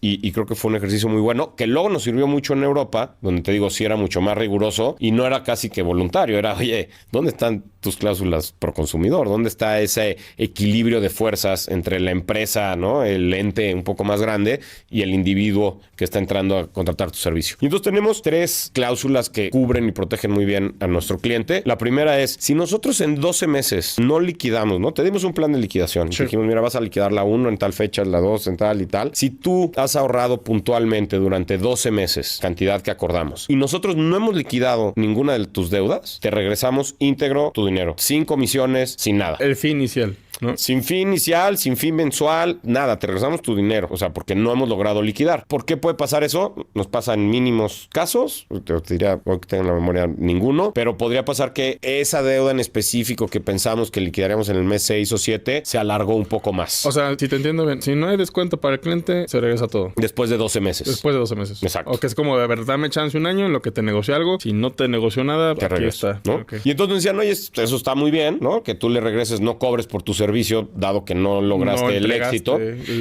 Pero a ver, ¿dónde está como la pena convencional? O sea, debería haber una pena para la empresa. Dijimos, bueno, tienes razón. Si el cliente demuestra que yo cometí algún acto de negligencia, es decir, en esos 12 meses o a lo largo del programa, yo no he negociado su deuda, yo no he estado en contacto con las instituciones a las cuales les debe, yo no he estado hablando con él para que ahorre y tal, entonces yo caigo en un pago de una pena convencional, ¿no? Que está determinada por ciertos factores. Que se le da al cliente. Que se le da al cliente. Entonces, no solamente le regreso su dinero, sino si eventualmente me demuestra que yo actué erróneamente, por cualquier razón, puede ser de buena fe, pero que la regué, le tengo que pagar al cliente, ¿no? ¿Y es una cuota fija? Es una cuota fija que tiene también un cierto porcentaje dependiendo del monto del cliente. Y todo eso. Exacto. Y la tercera, que es igual de importante que estas dos, es si yo al cliente le dije, oye, yo ya hice todo el trámite, ya hice la negociación, ya con tus ahorros fuimos y liquidamos la deuda que tenías con el acreedor, con el banco, tienda departamental, y por alguna razón ese acreedor acreedor no registra esa deuda como liquidada, ¿Qué puede pasar? puede pasar, puede ser de buena fe o puede ser de mala fe, ese problema ya es problema mío, ya es problema de Bravo. Entonces yo ese tiro ya me lo voy a aventar. Y ya sea que yo tenga que ir con Conducef a reclamar, con el banco, con su unidad, ¿no? La UNE de cada banco, o volver a pagar la liquidación. Si yo por alguna razón al cliente le mandé, le dije, oye, yo ya liquidé, ya quedó tu cuenta saldada y efectivamente no quedó así, es responsabilidad de Bravo, ¿no? Es responsabilidad nuestra. Esas tres cláusulas han creo que brindado mucha confianza y mucha protección al cliente. Otra vez, no solo aquí en México, sino en todos los países que estamos. Y creo que eso es importante, ¿no? Que todo se documente, ¿no? Que el proceso, que el cliente tenga ese seguimiento de dónde está su negociación, de cómo va, de que te pagó a ti, porque te paga a ti directo o le paga directo al banco. No, el ahorro que tiene yo lo estoy administrando y con esos recursos yo voy y pago al acreedor. Tú haces las dispersiones al banco a veces. Exacto. Ya. Y entonces, a tu punto de, oye, ¿esta persona lo puede hacer solo? Sí, claro que lo puede hacer solo, pero no va a tener todos estos beneficios que acabo de decir, ¿no? No va a tener un factor o un elemento que le ayude con la disciplina. No va a tener esta institución que le brinda toda esta data y la pone a su servicio para que no haya simetría de información. No va a tener toda esta protección donde él sabe que si ya se liquidó, quedó liquidada. Porque ¿qué pasa? Y vi que igual ya has escuchado casos de este tipo. Nosotros también. Llegan después gente que tal vez no quiso ser nuestro cliente y nos dicen, oye, es que fui y le pagué al banco A y en mi reporte en buró sí sale que pagué una fracción, pero sigo debiendo. O sale que ni le pagué nada. ¿Qué hago? No, pues tienes que hacer ahora todo este proceso de aclaración y ver por qué no se liquidó así. Y entra la simetría de información. En el acuerdo tal vez que esa persona por sí solo fue y firmó con ese acreedor, le dijeron, ahí medio bola baja, ¿no? Le pasaron una bola baja que no vio. Le dijeron, el pago que tú estás haciendo es para cubrir los intereses que nos debes. Y entonces tú crees que liquidaste con descuento, que ya cerraste la cuenta, pero no, pagaste los intereses que se acumularon durante el periodo que no estuviste pagando, ¿no? Claro. Y no era lo que tú creíste que habías firmado o acordado. Más allá de que, pues obviamente yo voy a hablar de que esto le conviene al usuario, sí creo que habrá personas que lo pueden hacer por sí solos, sí. Así como hay personas que dicen, pues yo no voy a comprar mi pan Bimbo, ¿no? Me lo hago yo. Pues sí puedes ir a comprar harina, huevos y hacérselo todas las mañanas. Pero es más práctico a través de ustedes. Y aquí te hago una pregunta, Juan Pablo. ¿Qué tasa de éxito tienen de cada persona que entra con ustedes y que exitosamente culmina sus deudas de 1 o 2 años? Entonces, el 75% de nuestros clientes liquida al menos una de sus deudas. Al menos una. Al menos una. Eso te habla que hay un 25% que entra al programa y no liquida porque deja de ahorrar con nosotros tal vez desde el mes 2 o mes 3 y entonces nunca tuvo los recursos para que nosotros pudiéramos ir y liquidar. ¿Por qué pasa eso? Le hemos dado infinidad de vueltas, ¿no? De entender por qué al mes 2 se nos cae y tal. El grupo más grande que hemos identificado, porque obviamente esas personas ya no nos contestan para darnos retroalimentación, ¿no? De, oye, ¿por qué te saliste del programa? Simplemente se desaparecen y ya no nos vuelven a contestar. La interpretación que hemos logrado obtener, ¿no? De cruzar, decir, luego lograr hablar con algunos de ellos y tal, es una autoridad moral superior claramente a nosotros. Fue y le dijo, eso que estás haciendo es una tontería, es una torpeza. O te están viendo la cara. Eso no funciona. Suena demasiado bueno para ser verdad. ¿Quién es esa autoridad moral superior a nosotros? Pues imagínate que tú vas... Un familiar, quizás. ¿No? El familiar que es el líder de la familia, si además a eso le agregas que es abogado o es contador o fiscalista o tal, va a decirte que esto no funciona. O que lo puedes hacer por ti solo, o que él te va a ayudar o tal. La realidad de las cosas es que eso no pasa. Sí. Tengo clientes que de repente, o prospectos de clientes que nos buscan y, bueno, es que yo conozco al director general del banco. Oye, pues, qué pena que le tengas que hablar para decirle que no le vas a pagar, ¿no? Mejor. Que al final de cuentas yo creo que, bueno, quien tiene la última palabra es el cliente, ¿no? Porque tú le dices, a ver, con Banco A debes X cantidad, 100,000 pesos. Y te conseguir descuento del 50. O sea, yo creo que ahí tú le dices, ¿vas o no vas? ¿No? Correcto. O sea, si el cliente dice, ¿sabes qué? No. Sí, de acuerdo. Lo que acaba pasando más con este 25% es una situación donde no hemos ni siquiera llegado a ese punto donde te pueda yo decir, oye, el banco A te ofrece un descuento del 50, liquidas con tanto. Porque ya dejó de ahorrar, se desapareció, ¿no? Entonces ni siquiera llegamos a ese punto. Me llama la atención dos... Bueno, creo que entendí ya muy bien la operación. Ahora me llaman la atención algunas cositas. La primera es traer un poco al tema de branding de la empresa. Empezaron en 2009, Resuelve tu Deuda. Prácticamente una década o más de una década con ese nombre de posicionamiento fuerte. ¿Por qué cambiarlo a Bravo? O sea, es válida. No, validísima y fue un salto. Pues yo te diría que de nuestro nombre ahora nos representa de mucha bravura, de mucha valentía el dar el salto, porque siempre queda esa sensación preocupación de qué va a pasar con esa marca que construimos durante 13 años y que nos costó tanto y que además queremos tanto y nos gusta tanto y no. Y en México creo que tenía un arraigo y un posicionamiento bastante bueno. Lo que pasó es también la empresa evolucionamos y nos volvimos globales. Internacional. Y entonces como tal, el nombre no viajaba muy bien. Lo empezamos a ver desde que abrimos Portugal y luego Italia y ya así como que el último lugar que fue Brasil, nos dimos cuenta que tanto en portugués como en italiano no viaja bien el nombre. No es que en México sea o en español, en Colombia o en España fuera una expresión muy común, pero el juego de las palabras se sentía mejor. Y querían evitar tener distintos nombres. Correcto. En todos lados. Quieres unificar y darle más potencia y que se pueda ver unificada, ¿no? Cuando vimos eso, que el nombre no viajaba muy bien, ahí empezó un poco la cosquillita. Luego, también, la empresa evolucionó. Yo ahorita te conté todo el proceso de reparación de deuda con este modelo, llamémosle como el plain vanilla, ¿no? El sabor vainilla más sencillo. Nosotros empezamos a dar crédito en 2014. Entonces es una siguiente capa de complejidad y ahorita regreso a lo del nombre, pero a nuestro cliente que veíamos que ya había liquidado una de sus deudas y que tenía un muy buen comportamiento en su ahorro, le damos un crédito para que liquide lo que le resta, ¿ok? Y ahorrarse intereses. Pues se ahorra muchas cosas y sobre todo se ahorra tiempo y sobre todo empieza a reconstruir su historial crediticio mucho más rápido. Ah, ok, ya. Porque esa persona... Le prestas, se liquida rápido y... Exacto. Porque entonces imagínate esta persona del mismo ejemplo. 180,000, ahorró durante 4 meses, juntó sus 18,000, liquida la deuda de 30,000, le quedan todavía 150 por liquidar. ¿Sí? De esas dos deudas, del banco B y el C. Sí. Nosotros sabemos con cuánto ya liquida esos 150,000. Sabemos en el plazo, tenemos ya bastante data y entonces decimos, oye, esos 150 los va a liquidar con 50,000 y nos debe de fees 10,000. Entonces va a liquidar con 60,000 pesos. En ese mes 5 le prestamos los 60,000, liquida al banco, paga comisiones y ahora esos 60,000 los va a pagar con los 4,000 pesos, 4,500 que venía ahorrando en 15 meses o 16 meses, paga esos 60,000 pesos que le prestamos. Ok. Y tú me puedes decir, ¿y cuál es el beneficio de eso? Pues que esta persona en 5 meses liquidó los 180,000 pesos que debía, pudo capturar el beneficio de los descuentos de esas deudas, ya los tiene, ya cerró sus 3 créditos. Y este crédito, que sí puede pagar de manera, llamémosle cómoda, porque está dentro de ese 30% que destina de su ingreso, va a reportar de manera positiva al buró, porque el reporte del buró, como funciona, es no solamente el que no tengas deudas, o sea, una persona que está en cero no tiene el mejor score. Claro. El mejor score la tiene una persona que tiene créditos y los paga que a tiempo. Utiliza y que los paga a tiempo. Entonces, el que nosotros hayamos cerrado, ¿no? Ya liquidado esas 3 deudas que tenía en impago, el que queden cerradas, ya se cierran las ya otras es una deudas. palomita, ¿no? Ya le sube al nivel en su score. Y entran ustedes al buró. Y ahora nosotros... Que a ver, que entrar al buró no es malo. O sea, Exactamente. A fin de cuentas es, o sea, ya no sale banco A, banco B, banco C, sino que sale Bravo. Exacto. ¿No? Y Bravo con un crédito y tiene palomita. Entonces eso le mejora su score. Entonces a esos clientes que le damos un crédito para que liquide, pues el producto es mucho más redondo. Es Que muy luego poderoso. preguntan, ¿no? Creo que es una pregunta muy común de que ¿en cuánto tiempo se me limpia el buró, ¿no? Sí. Que yo creo que la respuesta es que no hay un tiempo, ¿no? Básicamente es que tengas tú cierta periodicidad pagando bien para que una institución diga, ok, Juanito paga bien, vamos a prestarle, ¿no? Exacto. Es un récord histórico de tu comportamiento de pago. Entonces tiene ciertas reglas. Y creo que como esas reglas luego son muchas y tienen este luego idioma o lenguaje muy legaloide, al tratarlas de ordenar y reducir, pues la gente...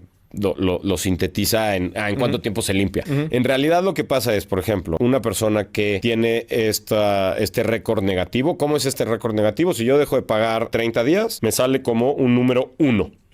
Que es 1, estoy al corriente, perdón. 2 es que ya estás atrasado. 3, 4, 5, va hasta el 9. Una vez que se queda en el 9, si tú no pagas, sigue 9, sigue 9, sigue 9, sigue 9, hasta que o liquides con descuento y lo cierres, o pagues el total, ¿no? Y te pones al corriente. Y regresa al 1. Ese 9, pues te resta puntos en tu score crediticio. Te va quitando puntos, te va dejando con una mala posición, lo cual evita que te den créditos, ¿no? Nadie quiere darle el crédito porque en teoría representas mucho riesgo. Ahora, una vez que yo liquido con quita y queda en 0, lo que dice la ley de las sociedades de información crediticia, o sea, la ley que regula al buró y al círculo de crédito, dice que después de 6 años de haber cerrado ese crédito, se borra. O sea, en realidad la regla lo que dice es que cualquier crédito cerrado, después de 6 años, se borra de la lista. Ok. Entonces tú puedes tener, imagínate que te dieron, voy a exagerar, ¿no? Te dieron un crédito de 50 millones de pesos para lo que tú quisieras y te sumaba muchos puntos porque es un crédito muy grandote que pagabas a tiempo, tal. Y lo cierras, lo liquidas al año, no pagaste tus 50 millones al año. Después de 6 años, ese crédito se va a borrar. Y estaba positivo. Era buenísimo para ti, pero se borra. Básicamente lo que te cuentan son los últimos 6 años. Correcto. De cualquier banco. Correcto. Así tengas 40 años con tu tarjeta, los últimos 6 son los que más importan. Exacto. Y entonces eso va acumulando y te va dando el score. Entonces, a este cliente que le damos un crédito, reporta de manera positiva, sube su score, pues está mejor que incluso el que está en el proceso de liquidar, ¿no? Porque ese todavía ya liquidó una, le quedan 2 cuentas por liquidar, entonces todavía sigue más abajito en el score. Cuando liquida la segunda, sube un poquito más. Cuando liquida la tercera, sube un poquito más. A ese cliente también, una vez graduado, le ofrecemos un crédito para que reporte de manera positiva a buró. Entonces, al final, a todos nuestros clientes, te diría, le podemos acabar ofreciendo un crédito. Regreso al nombre, ¿no? El cambio en nombre. Primer punto era no viajaba bien. Segundo punto, nos limitaba a, oye, ¿cómo? Pero si tú me estás diciendo que voy a resolver mi deuda, ¿por qué das créditos? No, eso está muy raro, no des créditos, ¿no? Mira, no, pues sí, porque yo estoy abarcando ahora otra parte de la solución. La solución completa para ti es que yo te dé un crédito porque te da todos estos beneficios que ya dije, ¿no? Te mejoras en el buró, tienes acceso a crédito, bla. Era, oye, esto nos está encasillando, el nombre nos encasilla en un cierto lugar que es solamente la reparación de crédito, cuando en realidad hacemos más que solamente la reparación porque tenemos toda esta operación de crédito. Y tercero, el decir, oye, creo que hicimos durante mucho tiempo una mala broma o símil de nuestro producto, ¿no? Decíamos, oye, no, pues la gente no quiere recomendar naturalmente resuelve tu deuda porque es como la crema de hemorroides, ¿no? Oye, te fue increíble con la crema de hemorroides, pero no le quieres decir a tu vecino y a tu compadre que aquí está la crema, ¿no? Porque es un tema que puede generar pena social, ¿no? De, oye, soy un deudor y te quiero recomendar para que salgas de deudas. Exactamente. Entonces, aunque estuvieras tú muy feliz con tu solución y la situación en la que estás hoy, pues no te nacía tanto recomendar. Entonces, queríamos como que mover ese nombre a que fuera algo que tuviera un mejor relacionamiento con nuestro cliente, que además es lo que vemos que pasa en realidad, ¿no? Nuestro cliente tiene esa segunda oportunidad, tiene nosotros pues les llamamos son los valientes, ¿no? Porque pues están enfrentando y muchos que deben no pagan, pues se esconden y se salen del sistema. Y es una pena, ¿no? Porque quedan fuera del sistema bancario, sistema financiero. Nuestro cliente no, es un valiente que está enfrentando su problema y tiene una segunda oportunidad. Y luego tenía esta connotación medio negativa, ¿no? Tienes un imperativo, ¿no? Yo te estoy diciendo resuelve. Y luego la palabra deuda, que tiene una connotación negativa. Cuando nosotros hablamos de forma positiva del crédito, pues decimos crédito. Me dieron un crédito automotriz. No dices me dieron una deuda automotriz. Me dieron una deuda hipotecaria, ¿no? En positivo es como la parte de crédito. Lo negativo es deuda, suena a peso, pesadumbre. Sí es cierto, ¿eh? Porque luego, por ejemplo, a mí me pasa, ¿no? Que a veces digo, pues utilizo mucho esas dos palabras, ¿no? Hay deuda buena y hay deuda mala, pero con crédito ya creo que te ahorras esa explicación. Correcto.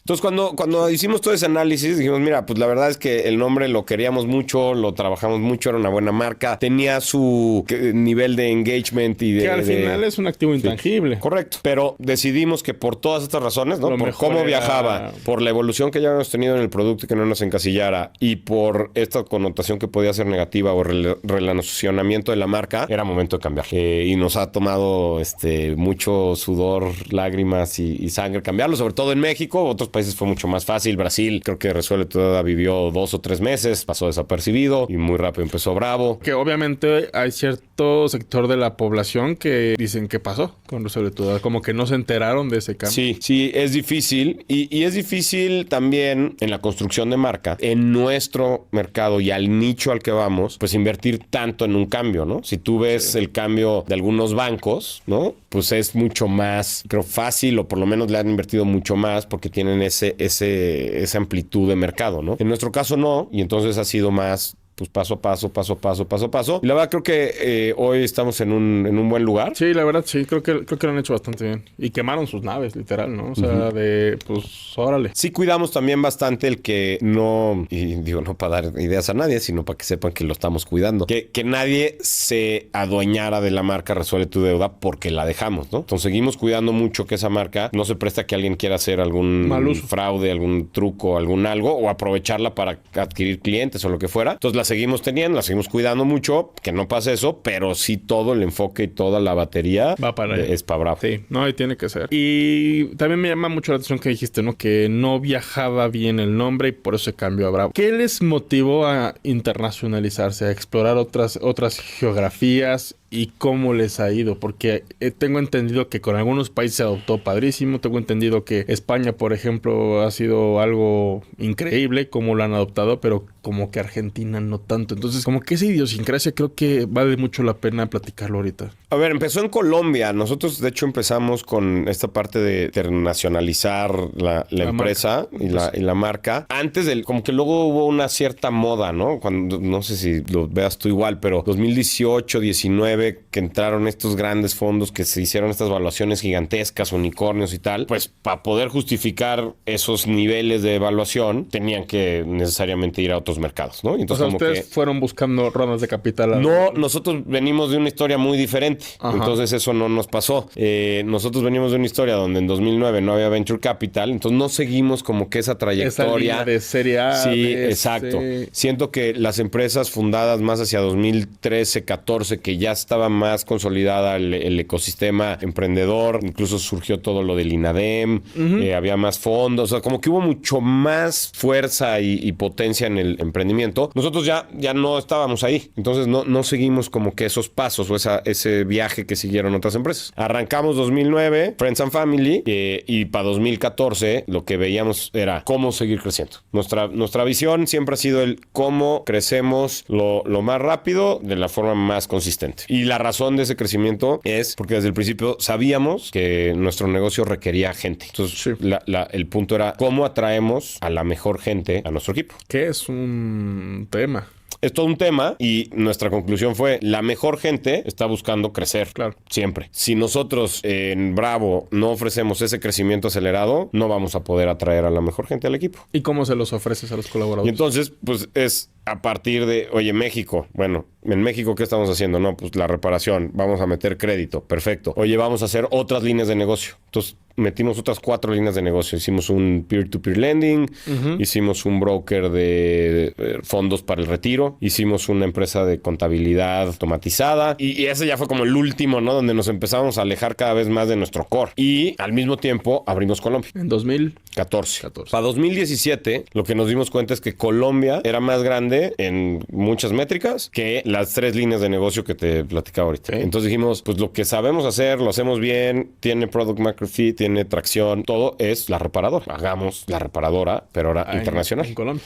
Entonces cerramos las 3 líneas de negocio. En Colombia ya llevábamos 3 años y entonces dijimos, bueno, nuestro plan para los siguientes 5 años, ¿cuál es? Expansión global. Entonces más bien vieron su crecimiento no tanto en ofrecer más productos, sino ese producto que dominan, llevarlo a nuevas geografías. Exactamente. Interesante. Exactamente. Entonces lanzamos 2017 Argentina, 2018 España. Y lo que dices, lo que pasó en Argentina con todo lo que ha pasado, ¿no? Con todo lo que ha pasado y lo que estaba pasando ahí. Nosotros entramos cuando Macri llevaba 1 año. Entonces se hablaba muchísimo de este cambio. Un poco como el primer año de Milei. Y que creo que Milei ahora sí ha logrado hacer más cosas que lo que hizo Macri en su momento. Pero entonces nosotros nos vamos a Argentina con un país con Macri donde en teoría la inflación estaba bajando, donde se estaba volviendo una economía más normal o a la que estamos acostumbradas, ¿no? Hay un economista, creo que es premio Nobel y tal, que decía, hay 4 tipos de economías. La japonesa, la primer mundo, ¿no? La emergente y la argentina, ¿no? O sea, es otro mundo, otro planeta. Y sí lo era. O sea, nosotros llegamos, por darte un dato, tipos de cambio eran 17 pesos argentinos por $1, 17 pesos mexicanos por $1. ¿Cuándo fue eso? O sea, 2017. Finales de 2017. Lo que les esperaba. Exacto. Porque entonces ahí decíamos, oye, el mercado, una parte de nuestro análisis para lanzar un país es el tamaño del mercado al que vamos, ¿no? Entonces decíamos, mira, el tamaño del mercado de Argentina andará sobre la mitad del de México. De repente el tipo de cambio a los 5 meses, ¡pum!, estaba en 28. Dijimos, puta, pues ya nuestro mercado en dólares argentino contra el mexicano se acaba de reducir a un 30%. De repente nos damos cuenta que ya está el tipo de cambio en 38. Ahí fue cuando ya dijimos, cerramos. Entonces, uno era ese, ¿no? A nivel macro, pues tus pesos argentinos al convertirlos en dólares se hacían mucho más chiquitos y entonces ya era el 10-12% del mercado mexicano. Segundo punto era la inflación, otra vez volvió a subirse. Y entonces yo de broma, ¿no? Le decía a Javier y a mi esposa, me decía, no, pues es que yo creo que se nos nos olvidó que éramos mexicanos y que aquí vivimos lo mismo en los 70s, 80s, 90s, y ya nos sentíamos suizos, se nos olvidó la historia. Pero yo iba y me subía al autobús, al camión, y cada mes costaba más. Empecé pagando 5 pesos y acabé pagando 15, cosa que no ves en México, ¿no? O sea, afortunadamente. como que esa era nuestra estructura de costo, toda la nómina, tenías que hacer incrementos mensuales o trimestrales, dependiendo de las funciones, era mensual o trimestral. Toda nuestra estructura de costos subía y nuestra estructura de ingresos no, porque no estaba diseñado nuestro modelo para que subiera, porque era un porcentaje de la deuda. Y nosotros sintéticamente dejábamos la deuda fija. Entonces yo cobraba lo mismo y mis costos subían. Me tomó 6 meses adaptar todos nuestros sistemas, modelos y tal para poderlo hacer flexible. Pero entonces, entre que en esos 6 meses ya habíamos perdido mucha lana. El tipo de cambio se nos estaba yendo. Tal, dijimos, se acabó. Ahora, nos sirvió mucho para aprender de, ok, tenemos que ser mucho más flexibles en nuestros ingresos costos, o sea, que las estructuras se muevan a la par, que luego eso suena muy lógico ahorita que te lo digo, pero cuando no tienes estos extremos, cuando nosotros modelábamos, hacemos nuestros presupuestos anuales o presupuestos a 5 años, pues le metes esta variable de inflación al 4% y perpetua, ¿no? Cuando tienes esta variabilidad es cuando entonces estresas realmente tu modelo financiero y te das cuenta que no funciona así. Pero quizá por eso mismo les fue más fácil entrar a España. Probablemente sí, nos enseñó mucho esa parte, nos reforzó esta idea de ser, siempre hemos sido como muy frugales en cómo hacemos estos lanzamientos, ¿no? No montar la gran oficina ni montar equipos gigantescos, sino ir paso a paso. Y lo que nos dimos cuenta es que España estaba teniendo muchísima más tracción. Argentina, el producto tenía muy buena tracción, o sea, sí tuvo demanda y aceptación, pero era más esta parte estructural financiera, ¿no? Del modelo que no estaba funcionando. Decidimos cerrar Argentina, nos enfocamos mucho en España, abrimos Portugal. Portugal cometimos el error de quererlo hacer satelital, ¿no? Hacerlo como una falange de España. Que esa era una inquietud que había, por ejemplo, desde Colombia atender también Perú. Y lo que nos dimos cuenta y comprobamos es que eso no funciona, ¿no? Cada país tiene que tener su... Cada país tiene su propio sabor. magia, Sí. Entonces no lo puedes atender a distancia porque entonces no camina. Lo corregimos en Portugal. Ya tenemos un equipo obviamente ahí muy robusto. Luego fue Italia. Italia lo abrimos empezando pandemia. Y no sé si te acuerdas, pero uno de los más drásticos o uno de los países más drásticos en Europa en cerrar todo fue Italia. Porque tuvo una subida de casos de coronavirus. Exacto. Entonces, casi que llevaban 2 meses allá los directores que se fueron a lanzar y los encerraron. Esa es buena pregunta. ¿Cómo les fue en pandemia? En pandemia, bien. La respuesta es bien. Muy bien. Tuvimos mucha demanda del producto. A diferencia de Estados Unidos, por ejemplo. ¿Operan allá también? Nuestros socios, uno de nuestros socios son esa empresa que te decía Freedom. Era Freedom. Que hoy se llama Chief. Mira. En 2020 se volvió nuestro socio. Chief se llama. Achieve. De alcanzar. Ajá, exacto. Ellos también cambiaron de nombre después de 20 años. Y entonces, ellos lo que nos decían es, con tanto estímulo que está dando el gobierno, la gente tiene mucho dinero, sigue pagando. A pesar de que si empleos se cayeron, lo que fueran, la gente tenía mucho dinero. En México y Colombia, 0 estímulos. Entonces la gente cayó en impago y muy rápido vimos un crecimiento de la demanda de nuestro servicio brutal, tremenda. En Europa fue un poco más un intermedio entre estos dos. Sí había algo de estímulos, pero no tan grandes como los de Estados Unidos. Sobre todo estos estímulos cayeron un poco más en España, Portugal, Italia mucho menos. Y entonces nos quedamos como con una demanda similar. Cuando pararon esos estímulos, que fue como al año y medio, creció nuestra demanda. Ok. Y entonces, ya empezaron a retomar el rumbo, ¿no? Correcto. Correcto. Que en Estados Unidos les tomó casi 3 años. Claro. O sea, fue una caída donde la gente no requería sus servicios 3 años. Súper, qué interesante. Me ha gustado mucho esta entrevista. Oye, Juan Pablo, para ir cerrando, ¿qué les espera a ustedes? ¿Cómo ven a Bravo tú de hoy a 10 años? Porque fíjate que algo que me he dado cuenta mucho es que tanto personas como empresas de alto rendimiento no hacen planes a 2 años, no a 5, sino como a 10 a 20. Entonces, ¿para dónde van ustedes? O sea, ¿hacia dónde quieren llegar? Pues mira, tenemos ahorita nuestro plan y tal vez mentalmente el mapa es, primero 5 años fue más como de startup, ¿no? Y fue donde probar, oye, estamos en un país, tenemos ciertas fortalezas, no éramos buenos en adquisición, ¿no? Marketing, fuerza de ventas, buenos en talento, atraer talento, gente muy buena y tal. Entonces como que quisimos replicarlo en otras líneas, probar, y nos dimos cuenta que nuestra estrategia debía ser más bien nuestro producto, nuestro modelo, profundizar en eso y requería que fuéramos globales, ¿no? Internacionalizarnos. Entonces la segunda etapa fue más como de esta scale up, ¿no? De startup pasar a scale up y nuestra escala fue más encontrarla a través de diferentes geografías, diferentes países. Y luego estos últimos 5, te diría que ha sido más de consolidación de aquellos países que ya llevan más tiempo, más maduros. Entonces tenemos como se van haciendo un traslape, ¿no? Un overlap ahí entre las diferentes operaciones. Lo que queremos de aquí al finales de estos 20, ¿no? Acercándonos al 28, 29, 30. ¿Esta década? Es el poder llegar al tamaño que creemos que sea el suficiente como para ir hacia un IPO, ¿no? Hacer una oferta pública. De hecho, eso lo vemos mucho más en un mercado europeo que en un mercado como México o incluso el brasileño, donde vemos que hay un mercado intermedio, un middle market con mucho más apetito para empresas con nuestras características, ¿no? Tuvimos una invitación de Euronext, que es como estos proveedores de servicios de casas de bolsa ¿no? a empresas y a inversionistas. Entonces tienen un programa que se llama TechShare, que es como para acelerar a empresas tecnológicas a que lleguen a este nivel de IPO. Nosotros estábamos ahí como un medio ente raro, ¿no? Porque de las 10 que invitaron, la gran mayoría, no sé si 7, 8, eran muy, muy tech.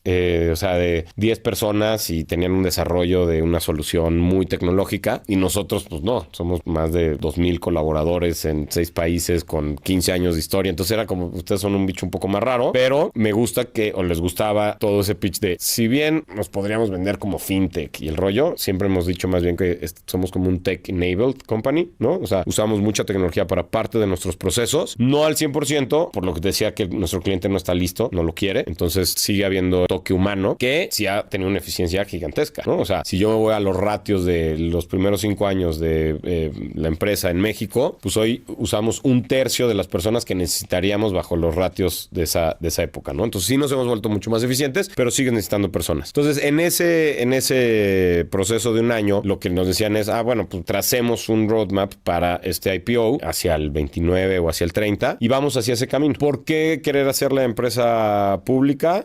Bueno, pues tenemos esta operación que es como esta plataforma de reparación de deuda donde llegan los clientes por primera vez, donde los atendemos y estamos trabajando con ellos, pero ya tenemos también una operación de crédito bastante grande que requiere fondeo de manera constante. Ese fondeo en un inicio vino de la misma empresa, o sea, entonces éramos bastante pesados en nuestro balance, en que con nuestro propio capital hacíamos esa cartera de crédito, lo sacamos y ya tenemos hoy vehículos donde fondeadores, ¿no? De fondos estructurados, ¿no? De estos créditos estructurado privado han fondeado esos vehículos para nosotros poderle prestar a nuestro cliente, y lo que queremos es llegar a una evolución donde eso pueda ser una bursa, ¿no? Una bursatilización de esas carteras. Estaría fabuloso. Sí. Estaría increíble. Es lo más eficiente, reduces costos para los clientes, aumentas rentabilidades, en fin. Entonces, estamos hacia ese camino donde un IPO provee de fondeo mucho más eficiente o económico para la plataforma para crecer, o sea, seguir adquiriendo clientes y poder crecer en otras geografías todavía. No descartamos algún otro país de Europa o incluso ir a Asia. Hacia eso yo te diría ya post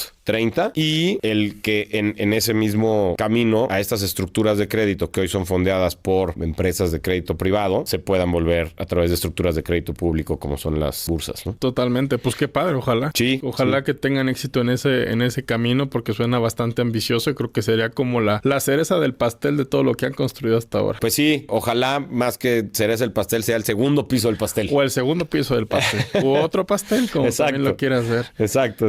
Oye, Juan Pablo, para cerrar, me gustaría hacerte esta pregunta más a título personal que de Bravo como tal. ¿Qué cualidad tuya crees que te ayudó a poner a Bravo? Digo, también dándole también su mérito a Javier. ¿Qué cualidad tuya crees que fue la que más te aportó, que más te ayudó, que más te ha hecho llegar a donde estás? ¿Por qué te la pregunto? Porque muchos emprendedores con los que yo platico todos los días batallan con 1001 cosas, ¿no? Con el tema del personal, con el tema de que se acaban el dinero antes de tiempo, con el tema de que pues tienen que cerrar un negocio después de X tiempo, ¿no? Entonces, ¿a ti qué es lo que más te ha ayudado para que esa persona que quizás esté en una situación así le pueda decir esto puede ser bueno y que me ayude a salir más adelante? Tanto Javier como yo, y eso nos ha funcionado también en esta dinámica de co-founders, co-CEOs, creo que lo que compartimos es esa ética laboral y esos valores que cuando empezamos tal vez ni siquiera lo teníamos tan en el mapa tan claro, estábamos muy jóvenes, con mucha hambre, con muchas ganas de hacer cosas, y hoy lo veo mucho más claro que gran parte del éxito de nuestra relación Salón ha sido dos cosas. Uno, una confianza pues, absoluta, ¿no? De confiar el uno en el otro y saber que lo que está haciendo es por pro de la empresa y por lo mejor y que nunca es por protagonizar o por sentirse más uno que el otro, ¿no? Entonces eso nos ha funcionado mucho y esta compartir ética de esfuerzo laboral o valores donde coincidimos los dos y contestando a tu pregunta de qué creo que es lo que me ha servido es a mí hay un libro que me gusta mucho que es el de Grit, ¿no? The Grit, sí. Que habla de... G-R-I-T. G-R-I-T. Sí, es una palabra ahí como rara, pero bueno. Que básicamente lo que habla es sobre la perseverancia y la constancia, cómo eso incluso puede ser más potente o dar mejores resultados que el simple talento que no se pueda desarrollar o que no venga acompañado de estas dos cosas, ¿no? Entonces, tanto Javier como yo siempre nos hemos visto como, oye, no soy ni el más inteligente del salón, ni el más talentoso, pero sí soy el que más duro está dispuesto a trabajar, sí soy el que está dispuesto a meterle las horas, el sudor, y somos muy organizados y muy disciplinados, ¿no? Entonces, creo que esos atributos de disciplina, organización, enfoque, es lo que nos ha llevado a donde estamos hoy, ¿no? Y que tratamos de transmitirlo pues, constantemente a nuestro equipo. Obviamente también pues, nos gusta mucho, o sea, cuando pensamos en Bravo, era, oye, yo quiero estar en una empresa donde me inspire y me divierta ir a trabajar. Donde me levante los días y diga, güey, esto está increíble. Yo creo que ya llevamos como 10 años muy clavados también en correr. Y la corrida hacía mucho clic con esto, ¿no? Nos gusta correr distancias largas. Pensé que gente y yo... No. Ok, qué sincero, qué transparente. No, con la corrida de maratones y demás. Okay. Y como que se ligaba mucho a estas ideas, pero desde el punto de vista del deporte, ¿no? Como la disciplina, la planificación, el hacer un entrenamiento y tal, pues te lograba empezar a ver cómo mejoraba resultados y cómo ibas creciendo. Bueno, incluso tenemos la Academia Bravo, ¿no? Que ha sido, creo que una avenida que hemos ido abriendo para ayudar tanto a personas endeudadas como las que no, ¿no? O sea, al final del día vemos que el uso del dinero debe de darse como una herramienta, ¿no? Y entonces, si tú ves de repente emprendedores que dicen, no, es que el flujo de caja no funciona y se me acaba y tal, la vida de la empresa luego se parece mucho a la vida de las personas afuera, ¿no? O tienen muchas 100%, similitudes. 100%. Y entonces, en la Academia Bravo nos hemos esforzado mucho en tratar de dar como estos conceptos muy básicos y muy rápidos. Ha sido un reto gigante porque, bueno, y tú eres un profesional de esto y lo vas a saber mucho mejor que nosotros, pero el span de atención de la gente es muy limitado.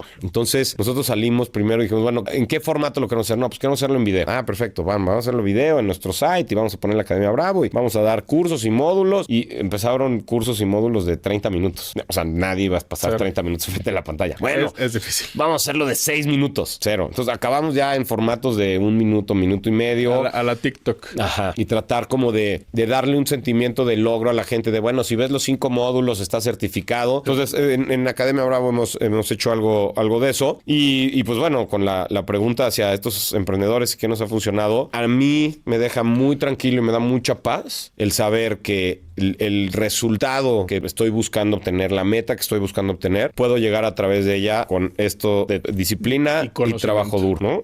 Más allá... Conocimiento y trabajo duro. Exacto. Más allá de, es que soy o no talentoso, ¿no? Sí, creo que puede haber algo de eso y hay gente que es increíblemente talentosa y luego, pues por eso ves a gente completamente extraordinaria que mezcló talento con todo esto que te digo, ¿no? De trabajo duro, disciplina y tal. Y por eso tienes tal vez a los Messi y a los Cristianos Ronaldos del planeta. Esos son 1 en 7,000 millones. O sea, creo que el resto de los mortales, pues sí, podemos tener poco, más, menos talento. Lo que para mí me da mucha paz es decir, bueno, está en mi control cuánto trabajo, cuánta disciplina, cómo adquiero ese conocimiento y lo aplico para que pueda llegar al resultado que quiero llegar. Y yo agregaré humildad, ¿no? Como tú dices, no eres el más listo en la sala, no eres el más listo aquí mismo y es un proceso, ¿no? De aprender, de construir y de ser disciplinado. Pues Juan Pablo, mil gracias por haber aceptado estar en el podcast. Es para mí un orgullo y un honor haberte tenido aquí. Y a todos ustedes que nos están viendo, los invito a seguir al pendiente de Bravo a través de sus canales digitales. Obviamente también de la Academia Bravo. Juan Pablo, ¿tienes redes sociales personales o algo que...? No, la verdad es que me bajé de todas. No, pues con tanta chamba y responsabilidad en Bravo. No creas, no era tanto eso. Era más que me causaba ansiedad el ver tanta cosa, entonces no tengo redes. Ah, bueno, está bien. En algún punto quizás esté así, o quizá no. Exacto. Ustedes me dirán. Pues bueno, muchísimas gracias por ver el episodio. Por supuesto, no dejen de suscribirse aquí al canal de Luis Mi Negocios, donde pues tendremos cada vez más entrevistas tan enriquecedoras como esta. Mil gracias, Juan Pablo. A ti, Luis, muchas gracias.